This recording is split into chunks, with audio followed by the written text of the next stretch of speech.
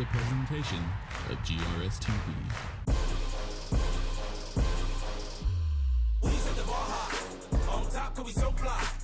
Name in the bright lights. Looking like a star shine. We set the bar high. On top, cause we so fly. Name in the bright lights. Looking like a star shine.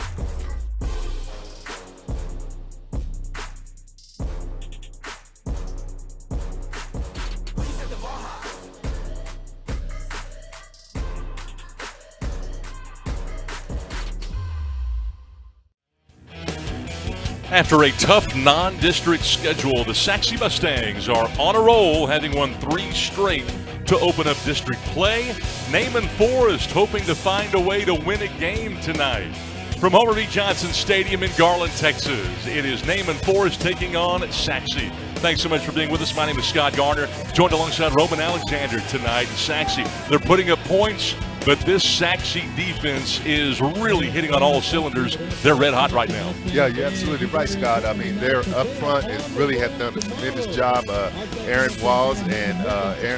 Corey Walls and Aaron Zuku, number 10 and number 44, both have 5 sacks coming in. They're doing an outstanding job up front. And the thing about it, Scott, is a whole season long, this defense has really been getting after it. So I expect them to do the same thing tonight. Well, this Sachse defense, we know what they can do. They reroute wide receivers. They're running the football and getting to the football whenever the opponent runs the ball. And they have now won 3 in a row after 2 straight L's to open up the campaign. And those losses were to no slouches either. They lose to Coppell 44-41. Prosper then beat them 49-13. But that Prosper team has a slew of college prospects on it.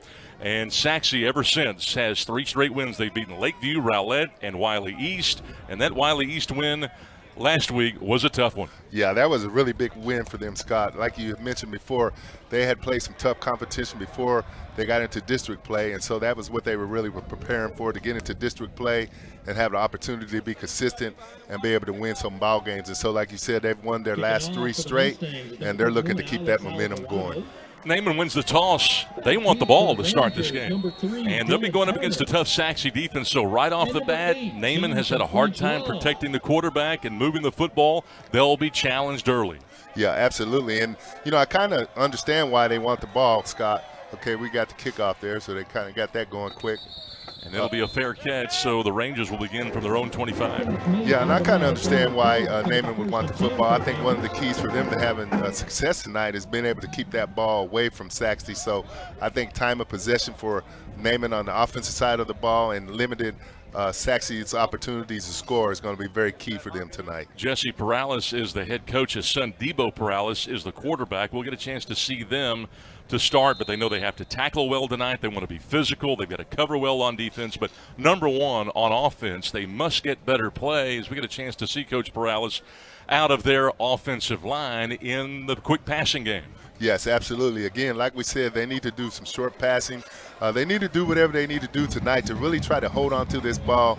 And I really, like I said earlier, I think they need to have a lot of time of possession on that offensive side. Ivan Garcia is the starting running back right next to Debo Perales. And they'll go right to him. They're in the flat. Here's Garcia across the 30. Nice game. Really stretching out Sean DeVault, who may be their best linebacker. Well, again, just a good, safe pass. Perales steps back into the pocket. And, again, he looks for the back out into the backfield, gets the ball to him.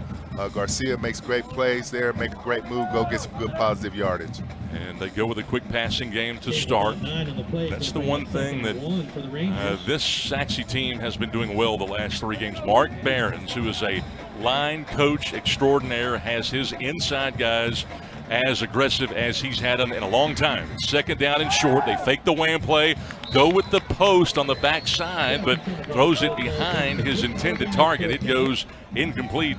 Looking for Chance Abels, his top target. Well, I'll tell you what, Scott, look right there. It looked like they had something. It looks like Perales just kind of got that ball a little bit behind him. Again, the receiver looked like he was open. Looked like that could have been a good chance for a completion there. And Perales has not been bad, 58% this year. Throwing for 720 yards. This obviously a running situation here on 3rd and short. Yeah, again, like you said, he's been really consistent. But, again, they need to pick up this first down here. See if Garcia can do it, to trying to get to the corner and can't. The defensive front seven are as good as any that you'll find. Aaron Esheku, who had 5 sacks coming in, makes the stop behind the line of scrimmage. Okay, again, that's kind of what we talked about. Again, they try to run an outside zone play, and then again, look there, you see how fast that Sachse defense rallies to the ball, and that's what we kind of talked about up front. They have some excellent players up front, Scott. Aaron is a converted defensive end playing to the inside, so it gives him a little bit more athleticism. That's his 4th tackle for loss. He's got more sacks than TFLs. Yeah, he's having an outstanding year, and like we said earlier, he's really playing good football. It is a short, wobbly kick, but perhaps an effective one because Kendrick Hanks does not have a chance to return this ball. But the Sachse Mustangs get what they want. They get the 3 and out. Less than a minute goes off this first quarter clock, and we'll see how Sachse picks up, looking for its 4th win. Well, and that's kind of what we were talking about. You know, we really were saying earlier that, you know, we felt Naaman needed to kind of control that time of possession. And so that quick 3 and out was probably something that they really didn't want to have happen. But again, now Sachse has the ball, and so Naaman's going to have to step up and try to play some defense here. So a short field now for Brennan George, who may be the most effective QB going right now. 61% for the season. He's thrown for almost 1,300 yards, maybe the best wide receiving core in the district. And against this man coverage, Brennan George has a chance to run with it. And look out, he may go the distance, 58 yards for the score. Well, I'll tell you what, Scott, that's the one thing about Brandon George that has really, really increased in his game. His ability to get out of the pressure and take off the field. So here he tucks the ball away, and this is an outstanding run, makes a couple missed tackles there, and this young man is taking it to the house. 1 play, 1 score. That is about as efficient as it gets. 58 yards for the score for an offense that has accumulated 96 points their last 3 games coming in. Doesn't take them long tonight. Well, again, that's what we were talking about. You really want to try to keep that ball from them. Alex Alvarado makes it 7-0 with 10:49 to go in this first quarter. Gives us a chance to take an early timeout as Brendan George, who had thrown for 10 touchdowns coming in, does it with his legs to start on GRS TV.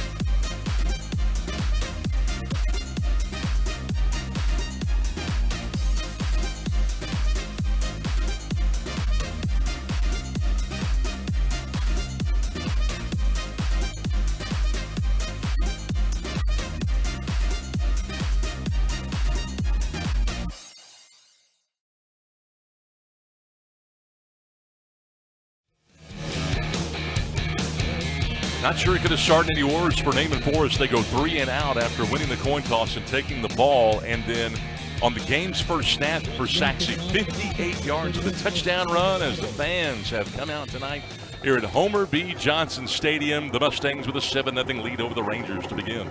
Well, again, that's what we were kind of talking about. I want to keep that ball away from Sachse, and they got it, and Sachse went down and did what they've been doing, been effective on both sides of the ball. Rangers play right there as Dylan Stevens comes up and makes a diving catch right there for Naaman. So they'll get the ball for the second time. And you got to have a short memory in this game as we got a flag down on that kickoff. Yeah, you got to have a short memory, Scott. And again, like we said a little bit earlier, Naaman needs to come back out and try to get something going offensively. On the again, try to kicking eat up team, some of that clock. number 34. 5 yards added to the end of the kick. Eliza Mata, tonight's official, out of the Dallas chapter. They got good field position. They take on the 5 from that fair catch. Naaman Forest again will try to protect the quarterback. Had a chance to see Debo Perales, and he'll go again. And this time it's juggled and dropped. They go to Ivan Garcia yet again. A little pass out of the flat. Well, again, Perales is just trying to hit a quick, safe pass out to Garcia out in the flat, and unfortunately he could not hold on to that ball. But again, trying to make quick, simple, easy passes to try to get something going for this offense. Again, Debo Perales, 58% coming in, 6 touchdowns, but 7 picks. Sometimes he's had a tendency to try to do a little bit too much. He's got a new offensive coordinator this year. Their old one took a job out in West Texas after last year, and they go with a lead play, and they're smothering. Corey Walls, Aaron Eshiku, just as good as it gets. He and Sean DeVault get to him. Yeah, again, trying to run a little inside power play here. And then, again, like we said, that Sachse's up front is just excellent. Able to get to the ball. Walls there, got a tackle for the loss. And so, again, we know that this Sachse's up front defense is going to be all over the place tonight. So the last two run plays have gone for negative yards here, and that's what Sachse specializes. They are spread out, though, now on third down. A little 4-2 nickel look. They are tough to block. Over the middle on third, looking for Dylan Turner for the first time tonight. It'll be the second straight 3-and-out that Sachse will have forced. Well, again, you know, like we said a little bit earlier, you see Perales back. He looks like he has a man open. This kind of overthrows him, okay? And unfortunately, that is a 3-and-out. And that's kind of what we talked about a little bit earlier. You got to be very careful letting Sachse have this many opportunities to go down and score. In the Naaman Forest offensive line, without a single senior on the first unit, nobody there. And this Sachse defensive front is tough to block. Second punt of the night. This time it is returnable. And decent tackling there on the punt return. Rothrock on the return, one of the wide receivers for the Mustangs. But again, they'll get the ball near the 40-yard line, trying to add to a one-score lead. Well, again, you know, not bad field position for Sachse. Again, 3-and-out for Naaman. So, you know, they're going to have to try to come up and get a defensive stop here. Maybe they can get 3-and-out and try to get this clock to keep moving and quit giving Sachse that many opportunities to maybe go down and score. Well, they scored on their opening play from scrimmage, 58-yard jaunt, the run for Brendan George. Kind of a 3-3 stack look. Generally, Naaman likes to go conventional with 4 down linemen, but they have put 3 on the line here. George, a quick swing pass out to the left. And maybe 3, possibly 4 on a little quick hitter. Yeah, a little quick pass out to Yarbera, and again, he was able to catch the ball and able to get up the field. So here George sets back. He does this quite well. Quick pass out to Yarbera, and then able to go get about 3 or 4 yards. So again, good positive plays for the offense on Sachse. You got to like how George works guys in. That's just the second time that Ibarra's caught a pass. He's got 5 to choose from here. They go to the number 1 receiver to the near side on a 2nd down and 7 play and pick up the first down to Santana Quinn, who had only caught 2 passes coming in before Martez Williams can upend it. Well, that's the thing about George. He's not afraid to spread this ball around. Again, like you said, he goes to another receiver, number 4 outside, and was able to get a quick hit and get the first down. So Ibarra and Quinn, those are the top 2. Maybe it's Khalik Lockett, who's got 20 catches coming in, but they are going empty here against this zone coverage as they move Ibarra to the backfield. 1st and 10. Screen, it's tipped, but reeled in, and it's a short gain. A nice job by Prague, who is a backup safety, to rally to the football as they did get it to Lockett.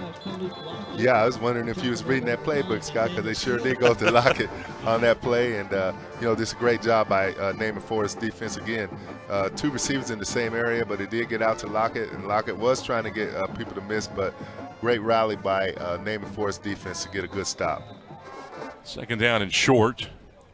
Again, Sachse has won 3 in a row. They've outscored their last 3 opponents 96-21, coming in, averaging 32 points per game as of late.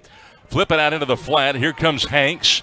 Hanks, a stiff arm. He did not step out of bounds. And that time, Josh McGowan forces him into the sideline, but that is a nice 27-yard pickup. Yeah, it was just a good play here. Again, get it to him in his hands in open field, let him go do the work, made a couple of tacklers miss, was able to get down that sideline, and like you said, Scott, he didn't step out of bounds, so good job by 34 coming over and make that tackle, because he would have took that to the house. Naaman Forest. Timeout. Naaman Forest. It's their first charge timeout of the half. They call the timeout. You know, you're looking at the wide receiver page here, and I've got 9 guys listed. They're top 9 guys. And in a row to start this drive, I've got Ibarra, Quinn, Lockett, and Hanks on my list. And that's how the passes have gone to start this drive. Ibarra caught one, Quinn caught one, Lockett caught his 21st pass of the year, and here's Hanks with number 18. They've got some guys that can catch the ball. Well, not only do they have some guys that can catch the ball, you better believe they got a quarterback that can get the ball to those guys. And so George is very confident, and he's going to look and throw it to the open receiver. So he takes his time, and he'll survey the field and make sure he finds the open receiver. And like you said, Scott, they have a lot to go to. And Brendan George is just a junior. He will be back next year for Sachse. And Coach Behrens is so proud of him as he does some amazing things. His decision-making, he's able to extend plays. He's been great during this winning streak. Looks right, now goes left. The short side of the field, this time through the hands of Santana Quinn, who, again, had only caught 2 passes coming in, but that one was a little hot to handle. Yeah, a little too hot right there. Again, I think if he would have took a little bit off of that, he would have had that reception. But, again, just a pretty hot pass and a little bit over the receiver's head. 2nd down and 10. George, again, came in with 61% in the completion percentage category, 61 for 100. This time goes to Hanks for the 2nd time on the drive. Nifty move, looking for the end zone, and knocked out inside the 5-yard line. 19 yards before Chance Abels can shove him out. Well, again, like we said, he's spreading the ball around. Again, he got the ball out to Hanks. Hanks was able to make just an outstanding move there, try to get to that sideline and get down that sideline, and almost went in to score. Well, this is a very methodical drive for a Sachse Mustang team that might have its best defense in 3 years. Oh, yeah, that defense is really playing good. And like you said, Scott, the defense is playing good, but that up front line is doing an outstanding job too. Keep it on the ground here to Brendan Haygood, who we have not talked about much. Taylor Green trips him up shy of the goal line. Haygood, 59 carries, 243 yards coming in. Well, again, here, just try to run a little inside power and try to just get up into that end zone. Good tackle there by Naaman Forest to keep him out of the end zone. Brendan George and Brendan Haygood in the backfield right now with an H-back. That's Armistead. They put him on the other side. Stretch play. Bounces. Haygood. Touchdown. Brendan Haygood, his 3rd rushing touchdown of the year, and the Mustangs are up 2 scores. Well, again, Scott, like you said, with a methodical march down the field, just a little inside zone. Back seen that it was clogged inside and was able to bounce to the outside and get into the end zone. So good job there by Brendan Haygood.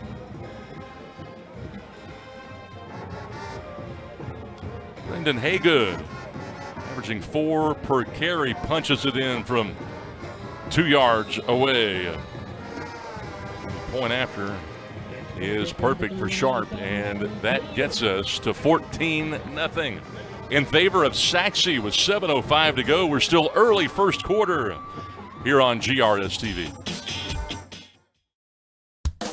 The Garland ISD Education Foundation provides resources to support and enrich education for all students in the Garland Independent School District. Every dollar donated helps fund innovative teaching and learning initiatives. Choose today to impact a better tomorrow. For more information and to learn how you can give, visit gisdedfoundation.org.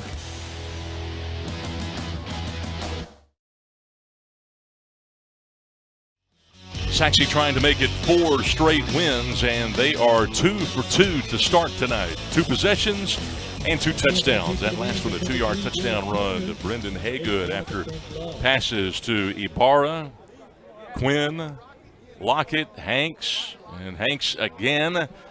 Brendan George, I should say, has come out, and he has been hitting targets. Yeah, he's really been taking his time, finding his open receivers.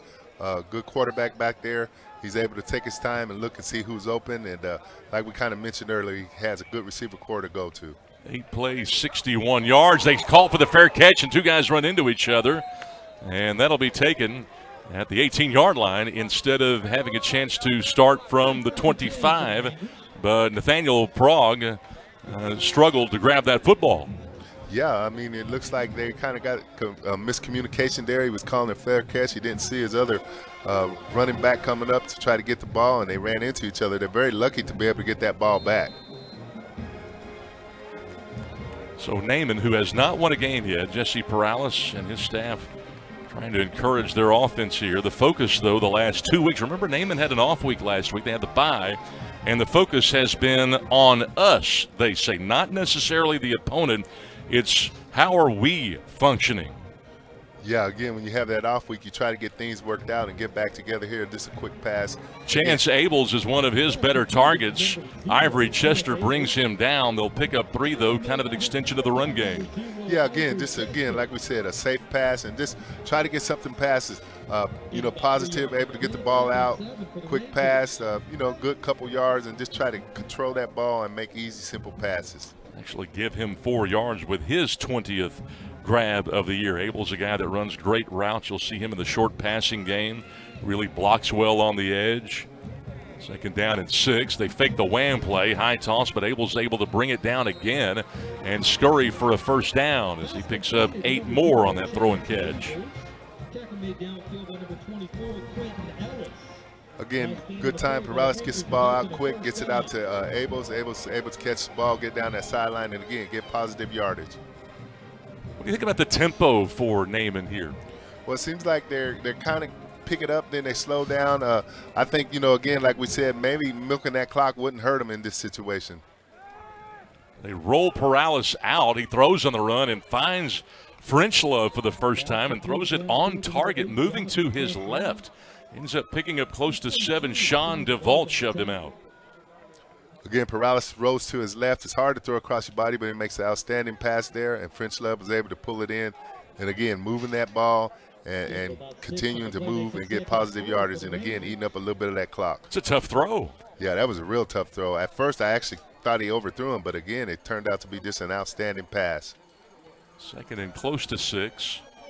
Naaman would love to cut this lead in half after Sachse had scored on their first 2 drives. They bring the run blitz, and boy, did it work. They have been bringing pressure, and that time Walls with a 2nd stop behind the line of scrimmage. That time, running back had 0 chance. It was French Love. Again, this quick pitch inside, and boy, there he is. There's Walls, just beat his blocker and was able to get in and make another tackle for a loss. Just an outstanding job by that young man. They actually stat that as a pass, and they'll lose 7 on that, kind of a flip pass to French Love. Ivan Garcia in the backfield here. 3rd down, precarious position. They slant on the defensive front. Can anybody block those 2 tackles? They don't, and it's another sack this time on Perales. Ivory Chester with his first of the year. Boy, I tell you what, they brought pressure and got all up inside there and was able to get all over Perales. He's kind of running there for his life. Again, there's number 41 Nathan Fair, and he was able to get in and make outstanding pressure on the. This is what they've been doing during this 3-game winning streak. They've been bringing the heat. They get a lead. All of a sudden, they've got an offense a little bit on their heels, and they will dial up the blitz, and you never know where it's coming from. No, you don't. They did an outstanding job with that blitz there, Scott. Still get a little bit of pressure on the punt. A fair catch called for here and made. Bobby Rothrock, a good return man here for Sachse, but they'll begin with their best starting field position of the night, already up 14-0. Well, again, like we said, Naaman's trying to come out, and, unfortunately they're not able to control the ball and keep it as long as they need to. And, again, Sachse's in outstanding field position again with an opportunity to go get more points. What's interesting is, some coaches are a little bit reluctant to schedule really tough opponents in non-district play because, as you know, no matter how good a team is or what kind of season they've had before, they have to learn that they've got the mojo. They have what it takes. As Hanks makes his 3rd catch on first down here, stops and sits down. Didn't want any part of Chance Abels and the 3 other guys around him. Yeah, just an outstanding throw here, and Hanks was able to get up the field. George is just very comfortable with this pass, gets it out to him. Looked like he was going to get a lot more out of this, but again, was able to get up and get some positive yards and decides to go on down and not take the hit. How about Hanks wearing the hoodie under the uniform? Well, it's a little warm still for me, Scott. 2nd down and 5, empty here. George finds his man. Boy, it's just pitch and catch with a little soft coverage. Santana Quinn being pulled down by Martez Williams on a little 8-yard connection. Well, again, like we said, George is real comfortable here. They're getting the ball out of his hands real quick to his receivers wide open, and Hanks was able to go down the field. Quinn was able to go down the field and get positive yards. Another first down now for Sachse. Clock continues to roll. Boy, they really know how to use that short passing game. 1st and 10. George to the post. That time really good coverage over the middle. And it goes incomplete as they try to hit Ibarra again. Elijah Jones covering from that linebacker spot. Well, again, they're taking the shot down the field, was trying to go for the home run ball there, and good coverage by Naaman Forest to keep that from happening.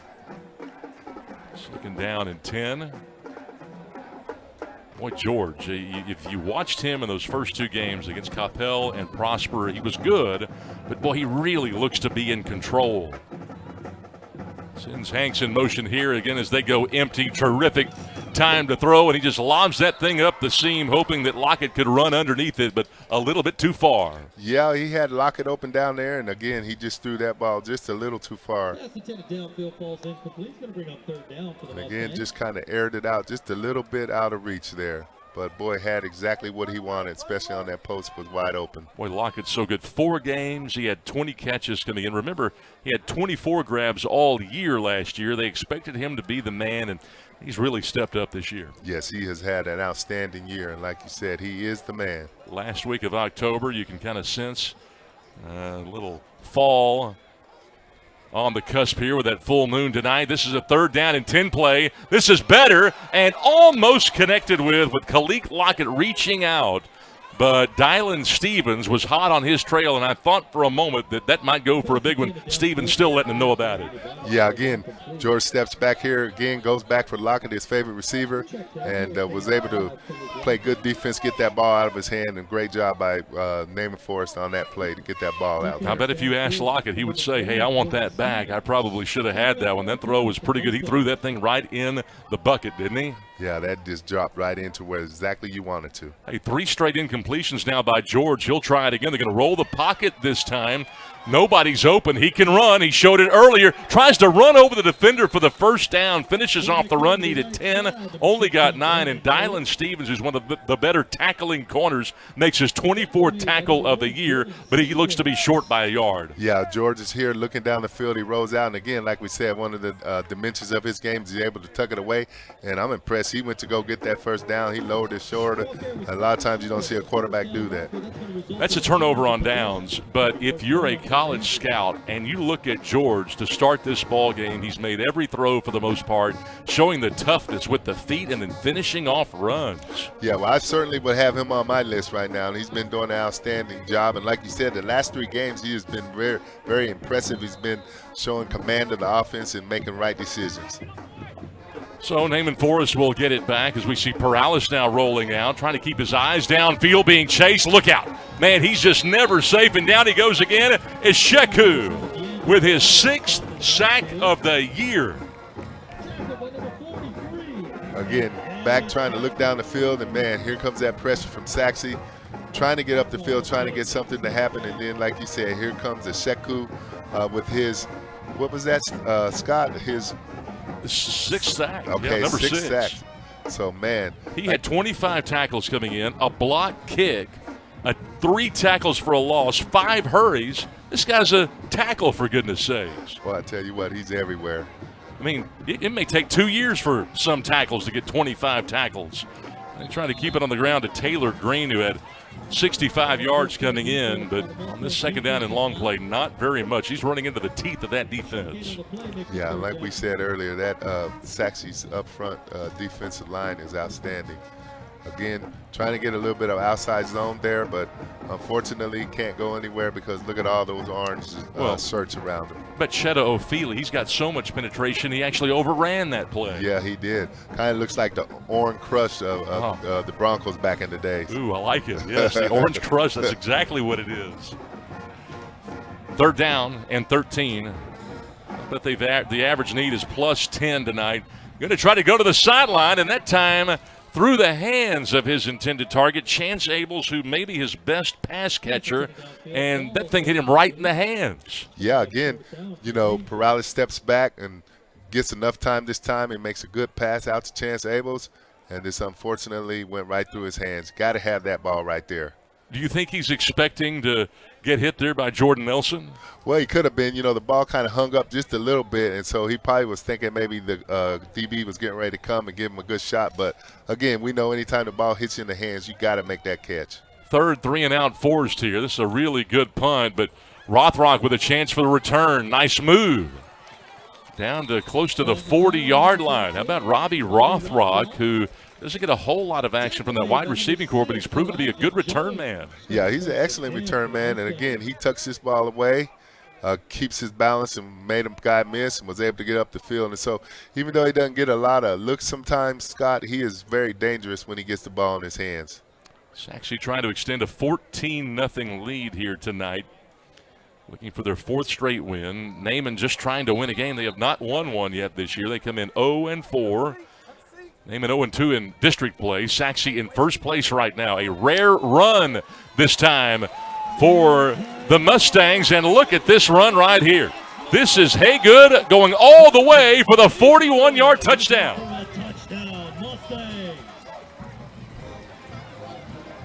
Again, just inside power here. He was able to cut off number 78's block, and Haygood is able to get up, make a guy miss, and, man, he's taking it to the house. This is an outstanding run, able to keep his balance and get into that end zone. Sachse with their fourth possession, and for the second time in 4 possessions they have scored on the opening play of a drive. They have it rolling right now, better than probably any team in the district, as the point after is perfect. And we see the Mustangs up 3 scores, and we have yet to play 11 minutes in this ball game. We'll take a break, and we will continue. It's 21-0 in favor of Sachse on GRS TV. Try is good.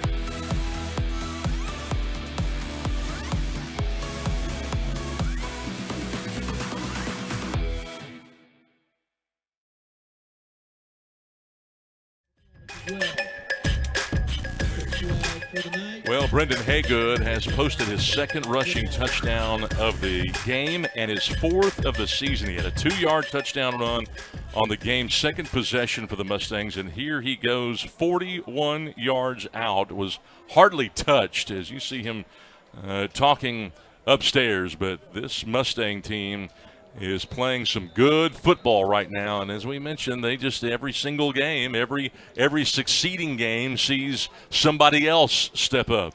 Well, and like you said, they build and build and build, and things are hitting on all cylinders, and they're looking really good tonight. And Naaman running into a very tough opponent in this ball game. They'll go for the fair catch. Second time we almost see a guy run into somebody else. Marcus Davis this time on the fair catch. Naaman is down 21-0, 1:14 to go, and we really haven't settled in as you see Red Barons, the head coach for these Sachse Mustangs, the only coach that they've known. Barron's opening up the school, 20th varsity season, and says this is probably the best defense he's had in 3 years. Well, and I can see why he would say that. Again, like we said earlier, this defense really flies to the ball. They really try to get a lot of hits on that ball and get there and rally to the ball. So they have done an outstanding job, especially these last 3 games. So Debo Perales comes out now. They will run the counter play. This is going to Ivan Garcia or Taylor Green, I should say, on first down. And not very much. No, again, like we've been saying earlier, that defense is really rallying to the ball. So we got an inside zone here. Taylor Green trying to get up the field, and, man, boy, he's met by a host of Mustangs there. Look at the total yards here between these two teams, 182 for Sachse and just 6 coming in for Naaman Forest. They have gone 3 and out on 3 of 4 possessions, second down and 10. And Debo Perales has made some throws, but he hasn't been helped out just a whole lot. And they'll go to the edge here to Turner. Dylan Turner gets hit hard, but he's able to turn the corner. A flag came in around the 40-yard line. That's a nice 18-yard pickup if it stands. Jacob Dillard just scolded him around the 47-yard line. This may be coming back. Holding, number 4 of the offense. Be a 10-yard penalty from the spot of the foul. Repeat, second down. So it's Marcus Davis that gets called for the hold, the senior 5'9", 168-pound receiver. And you know that Jesse Perales has to be a little bit disappointed with that because he's had a tough time seeing positive plays here. This Sachse defense has collected some great plays so far. They have 2 sacks already in this ball game. We're in the first quarter here. Perales so far in the game, 4 of 8, 30 yards. They'll run a twist in the middle. Nice lob touch pass, but it's dropped there by Frenchlove, who was looking for a second grab. Yeah, this is a good pass there. I'm really surprised the receiver dropped the ball on that. He should have tucked that away and got those yardage. Again, like you said a little bit earlier, Scott, let's look at this play here. Again, Perales able to get the ball out. Good boy, right in his hands. He just took his eyes off it for a second and just lost it. We've seen 2 or 3 occasions where Ranger wide receivers will have the ball in their hands, but it's almost as if they're anticipating the hit and worried about getting hit as that ball arrives. Yeah, because, you know, right there, I really felt like that was a good pass, and he had it in his hands. He just needed to tuck it away and just take the yardage that he had on that play. Tebow's been a little bit frustrated, both not getting a lot of time from a protection standpoint, and he has been plagued by some drops. It's 3rd down and 9. That ball juggled, brought down by Green in the flat. Chester tripped him up. He needed 9, but he only got 3, and it will be 3 and out, I'm afraid, again as we go to the second quarter.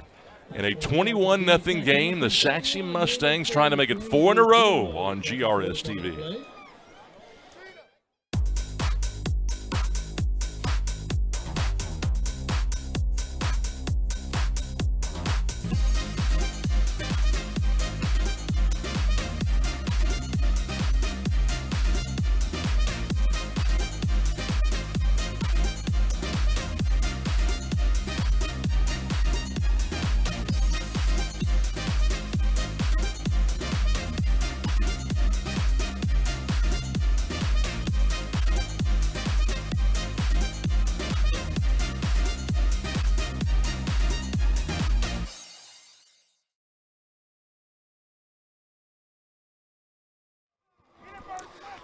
Played 12 minutes here at Homer B. Johnson Stadium. The Sachse Mustangs with a 21-0 advantage against Naaman Forest. Naaman coming off the bye week. Sachse posting their 3rd win in a row last week in a really good game against a tough Wiley East team that they beat 20-7. We got the announcement during the quarter break that there was actually an inadvertent whistle during the play, which will give Naaman a second crack at this. It was almost as if the play never even occurred. They'll bring it back. It'll be 3rd down and 9 again. Well, again, they get another opportunity, and Naaman really needs to come up and dial a great play here to try to take advantage of being able to get another chance at possibly going to get a first down.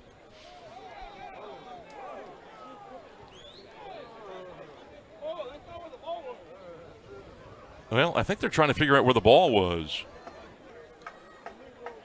Yeah, I think you're right, Scott. I was about to say, man, that's a lot of yardage there all of a sudden for an inadvertent whistle. I was trying to see where he's going to put that ball. Hopefully we'll get an explanation here. Red Barons wants to know what the deal is. He's the head coach for Sachse. Eliza Mata explained to us that there was an inadvertent whistle during the quarter break. We're just going to change ends, I do believe. I suppose they were thinking they might put time back on the clock and go back into the first quarter. Yeah, I mean that you know, with an inadvertent whistle, you would think they would look and see how much time was left, but I guess they decided let's just go on and get into the second quarter and continue with the ball game. 3rd down and 9. We will start the second quarter of play. Perales pressured, avoids the sack. Initially, play still going. Everybody quit. Now Perales turns on the Jets. I think he got a first down after all that. Yeah, that just was outstanding effort there by Perales. Again, it looked like he was definitely going to be tackled for a loss here. Was able to get through, spin around. Another great move there. Knees never touched the ground. Was able to keep his balance. And, man, he went and got that first down. Just an outstanding effort by that young man. Debo, quite an athlete. Yes, he is. You could tell he's a great athlete back there. Just like tonight, he's just kind of getting a lot of pressure on him. See if they'll keep it on the ground here. Well, they'll go with a short passing game again to French Love, who this time makes the catch, eludes a man. Looks like he's got another first down. Brunswick, the Mike linebacker, finally got to him, but they go to the edge, and it will be a first down. It was actually Chance Abels on the catch. Well, Perales is able to get that ball out to French Love. It looks like he's going to be his best receiver tonight, and he's able to make people miss and able to go get that first down. Great play. First and 10, nice connection. And you kind of like the demeanor of Debo here, this quarterback, because he's playing as if he doesn't know what the score is. Absolutely. They fake the power, go back to Abels. They were giving him some nice cushion. He steps out of bounds, plays to the echo with a whistle, picks up 6. Quentin Ellis with his 11th tackle of the year.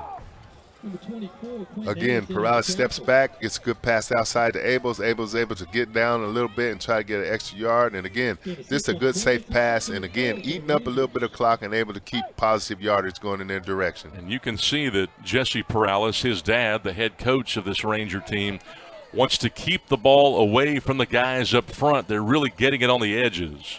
Yeah, and I think that's just a great change of direction as far as being able to get the ball out on the edges and try to stay away from that good pass rush and all that pressure that's coming up from the middle. Well, Debo wants a timeout to talk about it. So a timeout called by Naaman Forest. 11:32 to play here in the second quarter. Timeout. Naaman Forest. That's their second charge timeout of the half. We'll take a break. We will continue. 11:32 to play here in quarter number 2. Sachse with a 21-0 lead. Naaman trying to put together a drive on GRS TV. The Garland ISD Education Foundation provides resources to support and enrich education for all students in the Garland Independent School District. Every dollar donated helps fund innovative teaching and learning initiatives. Choose today to impact a better tomorrow. For more information and to learn how you can give, visit gisdedfoundation.org.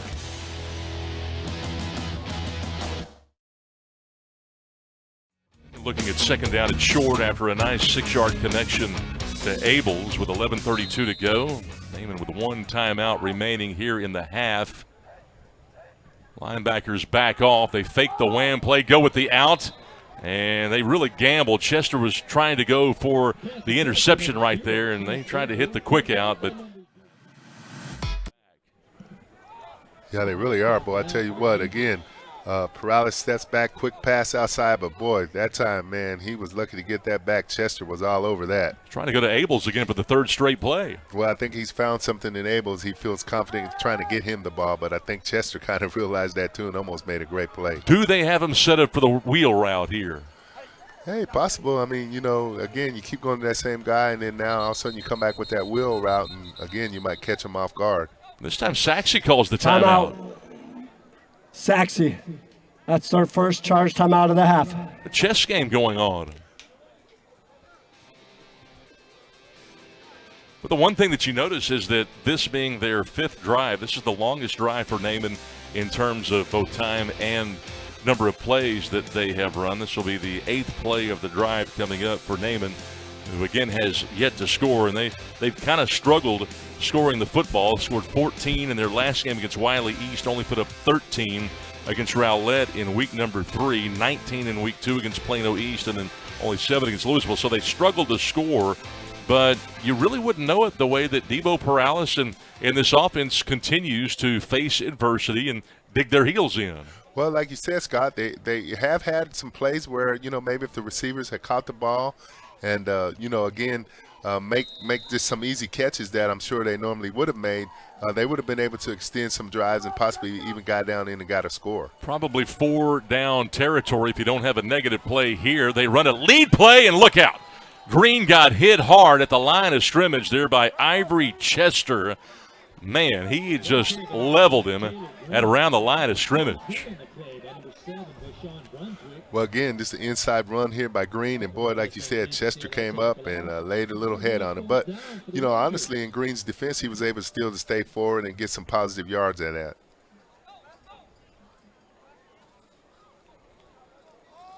Fourth down and 5. It will be 4-down territory. They did technically lose a yard statistically, but they're going to go ahead and go for it. They've got the H-back in there for pass protection, and maybe the running back too.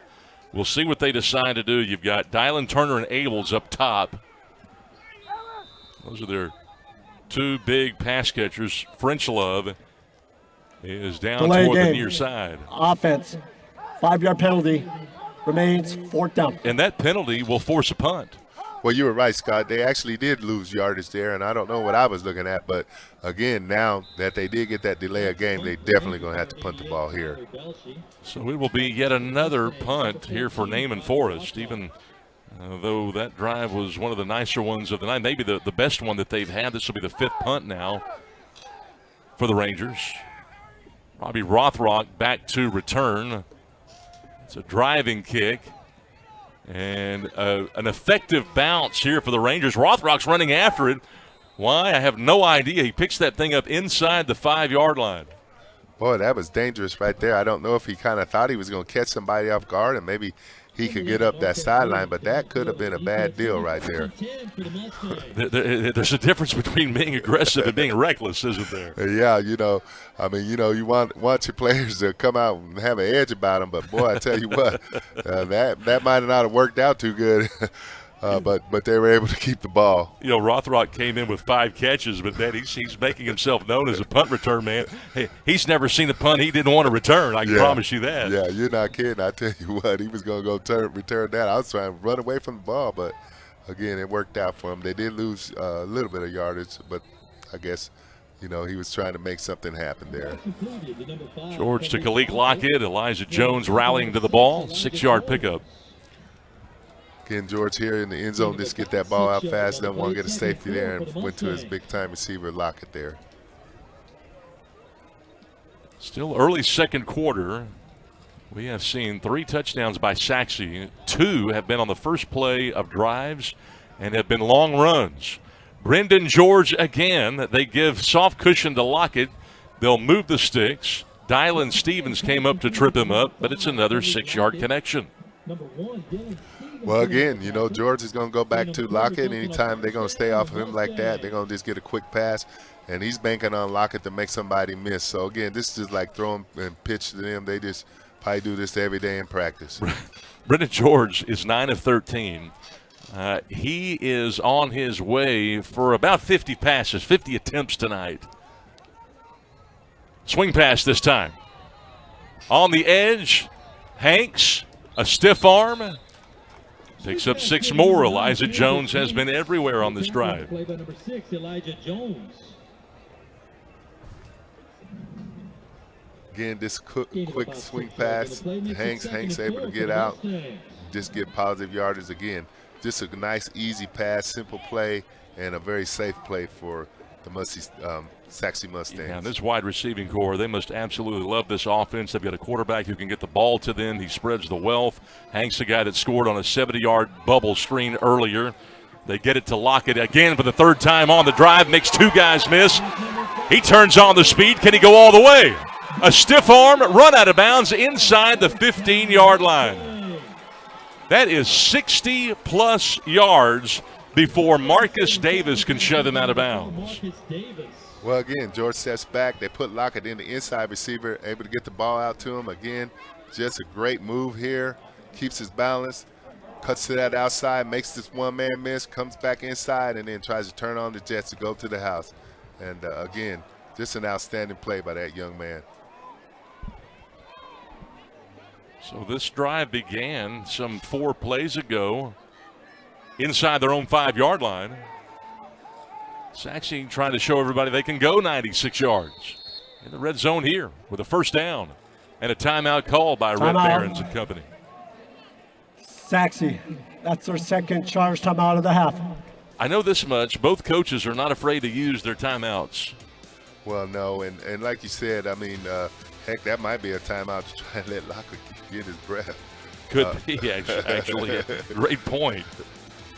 You know, this Sachse team has only missed the playoffs one time the last 8 years, and you win big games with defense. They have both the defense now and the offense to, do something in the playoffs. What do you think? Yeah, I mean, I tell you what, I've been really impressed with both their offense and their defense.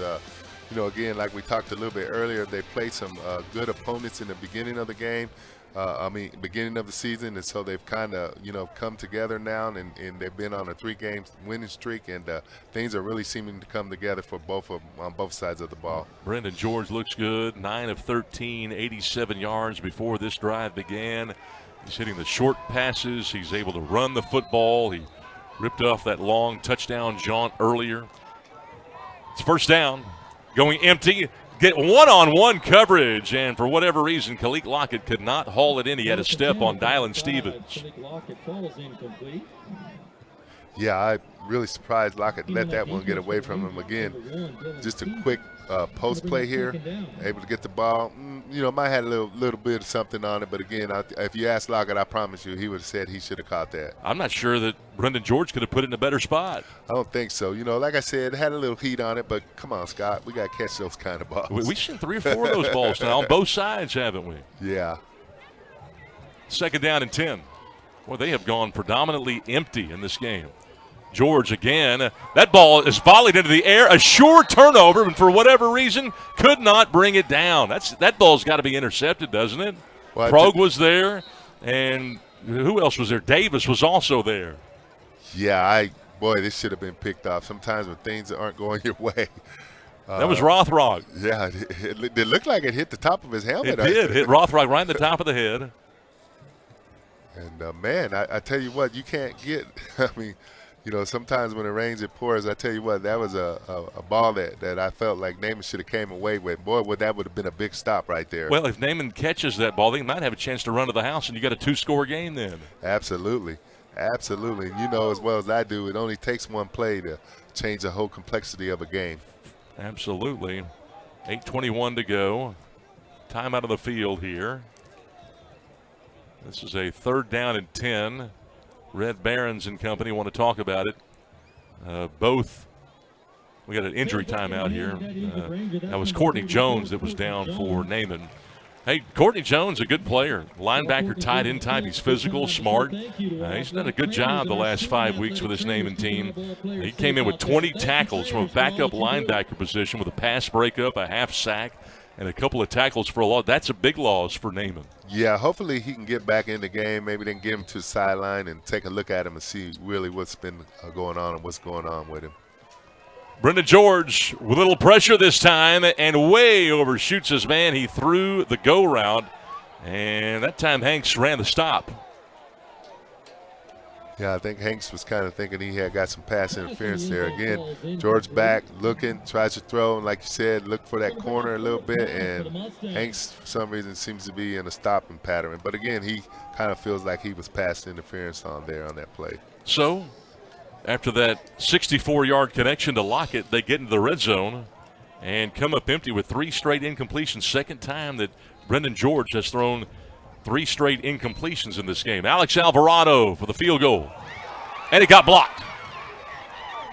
He's going to reverse out, unless he forgot which way to run, and got taken down at around the 35-yard line.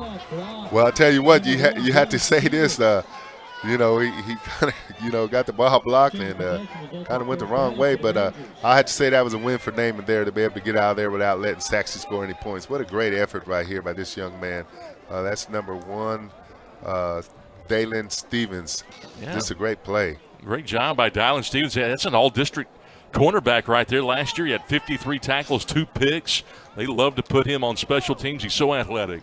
Yeah, that was just a great play. Again, like we said, hey, Naaman was able to step up and get a big stop there and keep Sachse out of the end zone. So, again, they can come down, take care of business here. They can possibly get back in this game. 1 drive at a time, and their last drive was their best drive of the night. 8 plays, but it resulted in a punt. Perales, a quick pass out into the flat. This is Taylor Green. They love to hit him, and it's an unconventional run play with Jackson King, the backup safety, bringing him down. But they get the 5 yards on first down that they're really looking for out of the run game. Yeah, absolutely. And again, if you can just have safe, good passes, again, quick pass out to Green. Green's able to tuck the ball away, get upfield, and get 5 positive yards, and that's what you want. Just get something positive yards, and keep moving down that field. One negative for Sachse, they throw the ball so much, it really extends the game a great deal. So there's a lot of time left. Trying to make it a 2-score game here. Perales being flushed. Throws it with almost all arm that time to Dylan Turner, but into the boundary. It goes incomplete. But he's got a good arm to be able to put that kind of zip on it. Yeah, he's got some fire behind that arm. Again, he was rolling to his right, was looking. And this was able to get that arm strength and get that ball out there. And, almost a great play. The receiver was just a little bit out of bounds, but again, almost was able to pull off a great play there. Well, they like Perales' ability to lead this team, and we saw that on the last drive. He's very savvy, accurate, great arm. He put on 23 pounds in the offseason getting in the weight room. Well, and he looks good, like you said. Yeah. I mean, he has a confidence about him that really you can tell when he's playing. He's really confident in what he's doing. Some guys you can tell can play on Saturdays as this flag comes in now. It's Sheku, who's had a good first half, tackling Taylor Green that time, right at the line of scrimmage. But some guys you can tell they just have that look. They can play on Saturdays. I think Debo Perales is one of those. Yeah, I do too. I mean, he just has a swag about him that really is Personal evident foul. when he's out on the field. Chop block of the offense. Trying to get a number on it. Penalties decline. Bring up 4th down.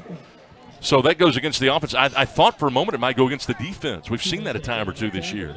Yeah, right there you kind of see the lineman, number 75 there, kind of get down and chop block a little bit.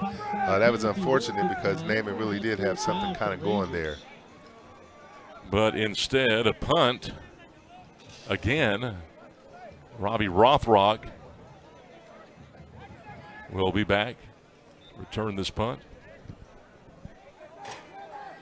Well, we know if there's any possibility of returning a punt. No, directional or not, he's going to get it. This is toward the sideline here, and it kicks up and will effectively stop at the 35-yard line. So not a lot in terms of distance, just 21 yards, but they keep Rothrock from returning it.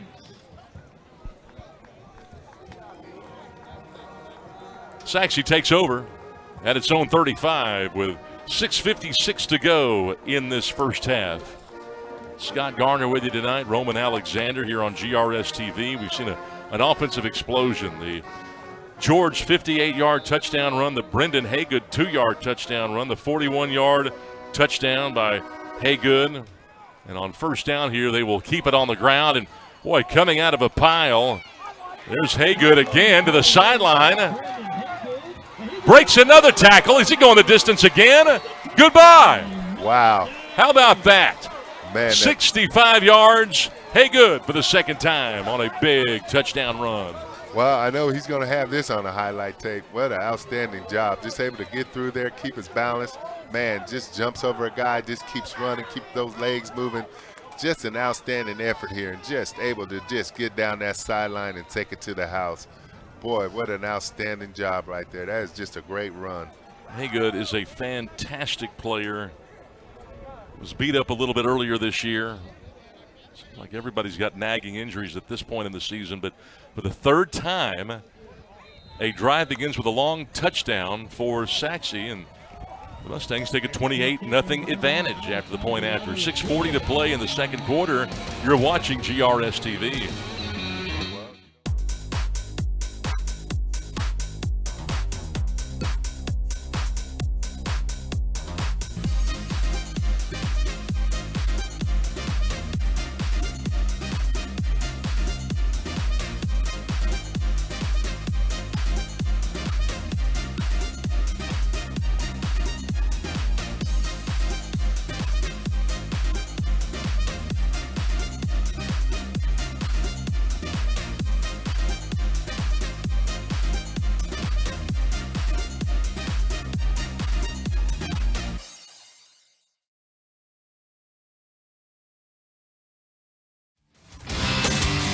lot to cheer about tonight if you're a Mustang fan, as Sachse trying to put together their 4th win in a row, and they've got 4 touchdowns in a row in this ballgame. Sachse 28 and Naaman nothing. 6:40 to play here in the second quarter on GRS TV.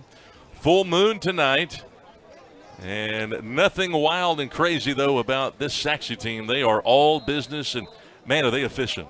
Yeah, they are very efficient. And, again, everything's hitting on all cylinders right now, and this is what you want, especially midpoint into the season. You want things to be going in the right direction and everything working for you, and tonight is working for Sachse. Brendan Haygood with already over 100 yards rushing. He's got 3 rushing touchdowns. As we see French Love trying to break it to the outside on the kick return. A little bit past the 25-yard line, and so Naaman has a bit of a distance to go here, down 28-0 in this game. Well, again, just, like you said, Naaman has to try to make sure they get something positive, stay positive, and just try to get something down the field. And, again, like we said earlier, if you don't get a score, just eat up some clock. Oh, what a beautiful shot of that moon there, Scott. It's fantastic on the cusp of the calendar turning to October this year. We're hoping for some cooler temperatures. That's what Red Barron said at mentioned too. He said, one of the keys to the season, endure the tough times. And it's like everybody in the state had the tough times earlier this month, and they're still having to deal with it. Nice underneath toss as they go underneath to French Love, who had the good kick return a second ago. Jacob Dillard tracks him down. They'll pick up 7. Well, again, Paralysis back. This good safe pass to French Love. Again, trying to go to him. Great catch, and was able to get the ball and get upfield and get some good yardage.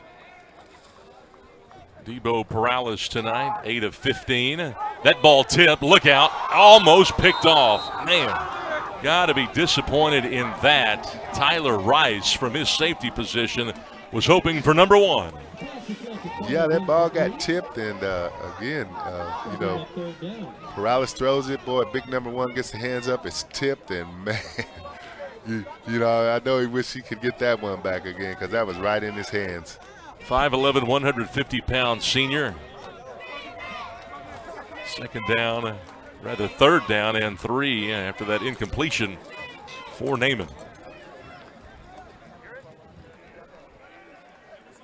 Debo Paralysis on the play fake into the boundary to Abels, who's been his best target. Abels wrestling there against a cornerback that came in pretty feisty, Jordan Nelson, shoving him to the sideline. The wide receiver winning that battle, picking up 6 and a first down. Well, again, this quick, safe pass out to Abels, and Abels able to do something with the ball. Again, trying to fight for those yardage, trying to get that DB off of him, and was able to get some good yardage. Nice job by Paralysis to shift in the pocket at the very last moment at the appropriate time. Picks up 4 with his feet. Good decision right there on time for Paralysis. Yeah, again, steps back, feels a little bit of pressure, is able to avoid it, and then go get some positive yardage, and he was able to do that. So good decision there. You see some of the defensive end work, and that time we watched Corey Bennett, rather than staying outside, he faked to the right, faked to the outside, then went inside. Yeah, just trying to do different things up front and just trying to see if you can get to the, ball carrier or the passer. And, again, just doing some different things up there. They leave him unblocked this time. Abels trying to break a tackle at the line of scrimmage. Does so. Ball came out, and Sachse's got it. And they're running. It's a convoy. Boy, you talk about team play. That's it right there. Man, they get a hit. They pop the ball out. Jacob Dillard forces the fumble, and Sachse going crazy on the sideline.